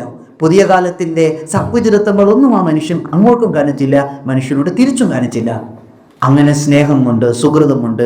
നാനാജാതി മതവർഗ വേഷവിധാനങ്ങളുള്ള സകല മനുഷ്യരുടെ മുന്നിലും തൻ്റെ രൂപത്തിൽ, തൻ്റെ വേഷത്തിൽ, തൻ്റെ ഭാവത്തിൽ, തൻ്റെ നടപ്പിൽ, തൻ്റെ ഇരിപ്പിൽ, തൻ്റെ ഒരു ഭാവപ്രകടനങ്ങളിൽ ഒരു മാറ്റവും വരുത്താതെ അങ്ങനെ ജീവിച്ച് ആളുകൾക്കിടയിൽ ഒരു ഹ്യൂമാനിറ്റിയുടെ നല്ല മനുഷ്യൻ എന്ന് പറയാവുന്ന അടയാളങ്ങൾ തീർത്ത് വിട പറയാൻ കഴിയുക ചെറുതല്ല പ്രിയപ്പെട്ടവരെ ഒരു മനുഷ്യന്റെ നേട്ടം. പ്രിയപ്പെട്ട മുഹമ്മദ് അലി ക്ലേ അമേരിക്കയിൽ വിട പറയുന്ന 2018 2016 അദ്ദേഹം മരണപ്പെടുമ്പോൾ അദ്ദേഹത്തെക്കുറിച്ച് ലോകപ്രശസ്തരായ പണ്ഡിതർ പറഞ്ഞൊരു വാക്കുണ്ട്. യൂത മതവിശ്വാസത്തിന്റെ അപ്പോസ്തലന്മാരായ പണ്ഡിതന്മാർ പോലും പറഞ്ഞൊരു വാക്കുണ്ട്. The best human being ever witnessed this in this century. ഈ നൂറ്റാണ്ട് കണ്ട ഏറ്റവും നല്ല മനുഷ്യനാണ് മുഹമ്മദ് അലി ക്ലേ എന്ന്. ഒരുപക്ഷെ കാസർകോട്ടിലെ പ്രവാസികൾക്ക്, കാസർകോട്ടിലെ ആ ജില്ലയിലെ സ്നേഹമുള്ള മനുഷ്യർക്ക്, കേരളക്കരയിലെ ഈ അപാലമൃതം വരുന്ന മനുഷ്യ സമൂഹത്തിന്, മലബാറിലെ മുസ്ലിങ്ങൾക്ക്, ഈ ദുബൈയിലെ പ്രവാസികൾക്ക് ഹൃദയമറിഞ്ഞുകൊണ്ട് ഹൃദയത്തിൽ തൊട്ട് ആവേശത്തോടെ പറയാൻ പറ്റും, ഞങ്ങൾ ജീവിച്ചിരിക്കുന്ന കാലത്ത് കണ്ട ഒരു നല്ല മനുഷ്യനായിരുന്നു പ്രിയപ്പെട്ട ഇബ്രാഹിം ഐസി. ഹിന്ദുവും മുസ്ലിവും ക്രൈസ്തവനും ആകാനല്ല പണി, ഒരു നല്ല മനുഷ്യനാകാനാണ് പണി. ഹിന്ദുവും മുസ്ലിവും ക്രൈസ്തവനാകാനൊക്കെ പുതിയ കാലത്ത് എളുപ്പമാണ്. പക്ഷേ മനുഷ്യന്റെ മക്കൾ മനുഷ്യനായി ജീവിക്കാൻ എളുപ്പമല്ല. അവിടെ മാനവികതയുടെ മൂല്യങ്ങൾ ഉണ്ടാവണം, മനുഷ്യത്വത്തിന്റെ അടയാളങ്ങൾ ഉണ്ടാവണം. മഹാനായ അലി റളിയല്ലാഹു പറഞ്ഞൊരു വാക്കുണ്ട്. പ്രിയപ്പെട്ട അലിയാരോട് ചോദിക്കുന്നുണ്ട്, അലിയാരെ, നമ്മുടെ കൂട്ടുകാരന്മാര് അശ്ഹദു അല്ലാ ഇലാഹ ഇല്ലല്ലാഹ് വ അശ്ഹദു അന്ന മുഹമ്മദൻ റസൂലുള്ളാഹ് പറയുന്നവരല്ലേ, വിശ്വാസികളല്ലേ? അലി റളിയല്ലാഹു പറഞ്ഞു, അല്ല, മുസ്ലിമുകൾ മാത്രമല്ല, we have two brotherhood, 2 തരം സാഹോദര്യമുണ്ട്. ഒന്ന് അഹുൻ ഫിൽ ഇൻസാനിയ, 2 അഹുൻ ഫിൽ ഇസ്ലാം. മുസ്ലിമിന് 2 സഹോദരങ്ങളുണ്ട്. ഒന്നാമത്തെ സഹോദരൻ ആരാന്നറിയോ? അഹുൻ ഫിൽ ഇൻസാനിയ, മാനവികതയിലുള്ള സഹോദരനാണ്. നാനാജാതി മതവർഗ വിഭാഗങ്ങളിൽപ്പെട്ടവർ അതിൽ വരും. മനുഷ്യത്വമാണ് സൗഹൃദം. നമ്മളൊക്കെ മനുഷ്യന്മാരാണ്. ആ മനുഷ്യന്മാരെന്ന നിലക്ക് നമ്മൾ കൊടുക്കുമ്പോൾ ഈ ഇടപെടുകയും സ്നേഹിച്ചും പരിഗണിച്ചും വളർന്നും പങ്കുവെച്ചും ഒക്കെ ആ സ്നേഹം അങ്ങനെ തുടരണം. അഹുൻ ഫിൽ ഇൻസാനിയ. രണ്ടാമത്തത് അഹുൻ ഫിൽ ഇസ്ലാം. അശ്ഹദു അല്ലാ ഇലാഹ ഇല്ലല്ലാഹ് വ അശ്ഹദു അന്ന മുഹമ്മദൻ റസൂലുള്ളാഹ് എന്ന പരിശുദ്ധ ഇസ്ലാം വിശ്വസിക്കുന്നതിൽ, കൊണ്ടു നടക്കുന്നതിൽ ഒരു സഹോദരനാകുക. മുസ്ലിം എന്ന നിലയിൽ നമ്മൾക്ക് സാഹോദര്യമുണ്ട്, അതുപോലെ മനുഷ്യൻ എന്ന നിലയിൽ നമ്മൾക്ക് സാഹോദര്യമുണ്ട്. ഇത് രണ്ടും നിലനിർത്തുന്നവനാണ് യഥാർത്ഥ വിശ്വാസി എന്ന് അലി റളിയല്ലാഹു അൻഹു പറയുന്നൊരു വാക്കുണ്ട്. അങ്ങനെ ജീവിക്കാൻ കഴിഞ്ഞ മഹാഭാഗ്യവാന്മാരായ നന്മയുള്ള വിശ്വാസികളിൽ ഒരുപക്ഷെ നമ്മൾ കണ്ട ഏറ്റവും ഹൃദയമുള്ള ഓർമ്മയാണ് പ്രിയപ്പെട്ട ഇബ്രാഹിം അച്ചിക്ക. ഇബ്രാഹിം എന്ന് പറയുന്ന പേര് തന്നെ അങ്ങനെയുള്ള അർത്ഥമുള്ള ജീവിതങ്ങളുടെ ഒരു പേരാണ്. പ്രിയപ്പെട്ട ഖലീലുല്ലാഹി ഇബ്രാഹിം നബി അലൈഹി സ്വലത്തു വസ്സലാം ഒരുപാട് സാമ്യതകൾ പ്രിയപ്പെട്ട ഇബ്രാഹിം എന്ന് പദം കൊണ്ട് മാത്രമല്ല, നാമങ്ങൾക്ക് പലപ്പോഴും ആ ഒരു വലിയ ആഴമേറിയ നിമിത്തമുണ്ട് എന്ന് വിശ്വസിക്കുന്നവരാണല്ലോ നമ്മൾ. ഖലീലുല്ലാഹി ഇബ്രാഹിം നബിയെ പോലെ തൻ്റെ മക്കളെ ഇസ്മായിലിനെ വളർത്തിയതുപോലെ സ്നേഹപൂർവ്വമായി ത്യാഗം ചെയ്തും ക്ഷമിച്ചും സമൂഹത്തിന് സമർപ്പിച്ചും അങ്ങനെ ആ മനുഷ്യൻ കൊളുത്തി വെച്ച വിളക്ക് അതിനേക്കാൾ പ്രൗഢിയോടെ നമ്മളിലൂടെ കത്തിച്ചൊലിക്കട്ടെ, നിലനിൽക്കട്ടെ എന്ന് ആത്മാർത്ഥമായി ആഗ്രഹിച്ചുകൊണ്ട് അല്ലാഹു സുബ്ഹാനഹു വ തആല സുഹൃതം ചെയ്ത് നന്മ കൊണ്ട് ജീവിച്ച് നന്മയിലൂടെ തുടർന്ന ആ ജീവിതത്തെ സ്വർഗ്ഗലോകത്തെ ഏറ്റവും നല്ല സന്തോഷം നൽകി അള്ളാഹു അനുഗ്രഹിക്കുമാറാവട്ടെ. നല്ലവരോടൊപ്പം അദ്ദേഹത്തെ ഒരുമിച്ച് കൂട്ടുമാറാവട്ടെ. നമുക്കും അവർക്കുമൊക്കെ സ്വർഗീയ ലബ്ധി നൽകി ജീവിതത്തിന്റെ ഏറ്റവും വലിയ മഹാഭാഗ്യം അനുഭവിക്കാൻ അള്ളാഹു ഭാഗ്യം നൽകുമാറാവട്ടെ. അല്ലെങ്കിൽ കുടുംബത്തിനും അദ്ദേഹത്തിന്റെ പ്രസ്ഥാനത്തിനുമൊക്കെ ആ പ്രൗഢി എന്നും നിലനിർത്താൻ റബ്ബ് അനുഗ്രഹിക്കുമാറാവട്ടെ എന്ന് ആത്മാർത്ഥമായി പ്രാർത്ഥിച്ചുകൊണ്ട് ഈ മഹത്തായ സദസ്സിൽ വരാനും കാസർഗോഡ് ജില്ലാ KMCCയുടെ ഈ പ്രൗഢമായി നമ്മളോട് ആളുകൾ പലരും സേവനം ചെയ്യുക എന്നത് നന്മയാണ്. പക്ഷെ അതിനോട് തിരിച്ച് നമുക്ക് നന്ദി ഉണ്ടാവുക എന്ന് പറയുന്നതിനേക്കാൾ വലിയ സുഹൃതമാണ്. ആ നന്ദിയാണ് കാസർഗോഡ് ജില്ലാ KMCC കാണിക്കുന്ന ഈ മഹത്തായ യത്നം. അതിനെത്ര കണ്ട് അഭിനന്ദിച്ചാലും മതിയാവില്ല. ഇതൊരു മഹത്തായ മാതൃകയാണ്. ഇതിന് നേതൃത്വം നൽകുന്ന കാസർഗോഡ് ജില്ലാ KMCCയുടെ നേതാക്കളെ, പ്രവർത്തകരെ, പ്രിയപ്പെട്ട സുഹൃത്തുക്കളെ എല്ലാവരെയും ഹൃദയപൂർവ്വം അനുമോദിക്കുവാനും അഭിനന്ദിക്കുവാനും ഈ സമയവും അവസരവും ഉപയോഗപ്പെടുത്തിക്കൊണ്ട് നിങ്ങളോടൊപ്പം വരാനും കുറച്ച് സമയം സംവദിക്കാനും സാധിച്ചതിലുള്ള സന്തോഷം പങ്കുവെച്ച് ഇൻഷാ അല്ലാഹ് ഞാൻ 2020 നാട്ടിലേക്ക് യാത്ര തിരിക്കുകയാണ്. അതുകൊണ്ട് ഈ ചടങ്ങിൽ നിങ്ങളോടൊപ്പം ചേരുക എന്നുള്ള ഒരാഗ്രഹത്തിൻ്റെയും താല്പര്യത്തിൻ്റെയും പുറത്താണ് ഞാൻ വേദിയിലെ ഭാഗമായിട്ടുള്ളത്. ഒരുപാട് സന്തോഷം നിങ്ങളോട് വരാനും ഇതിൻ്റെ നന്മയുടെ ഭാഗമാകാൻ കഴിഞ്ഞത്. അള്ളാഹു സ്വീകരിക്കുമാറാവട്ടെ. വആഖിറു ദഅവാന അൽഹംദുലില്ലാഹി റബ്ബിൽ ആലമീൻ. വസ്സലാമു അലൈക്കും വറഹ്മത്തുള്ളാഹി വബറകാതുഹു.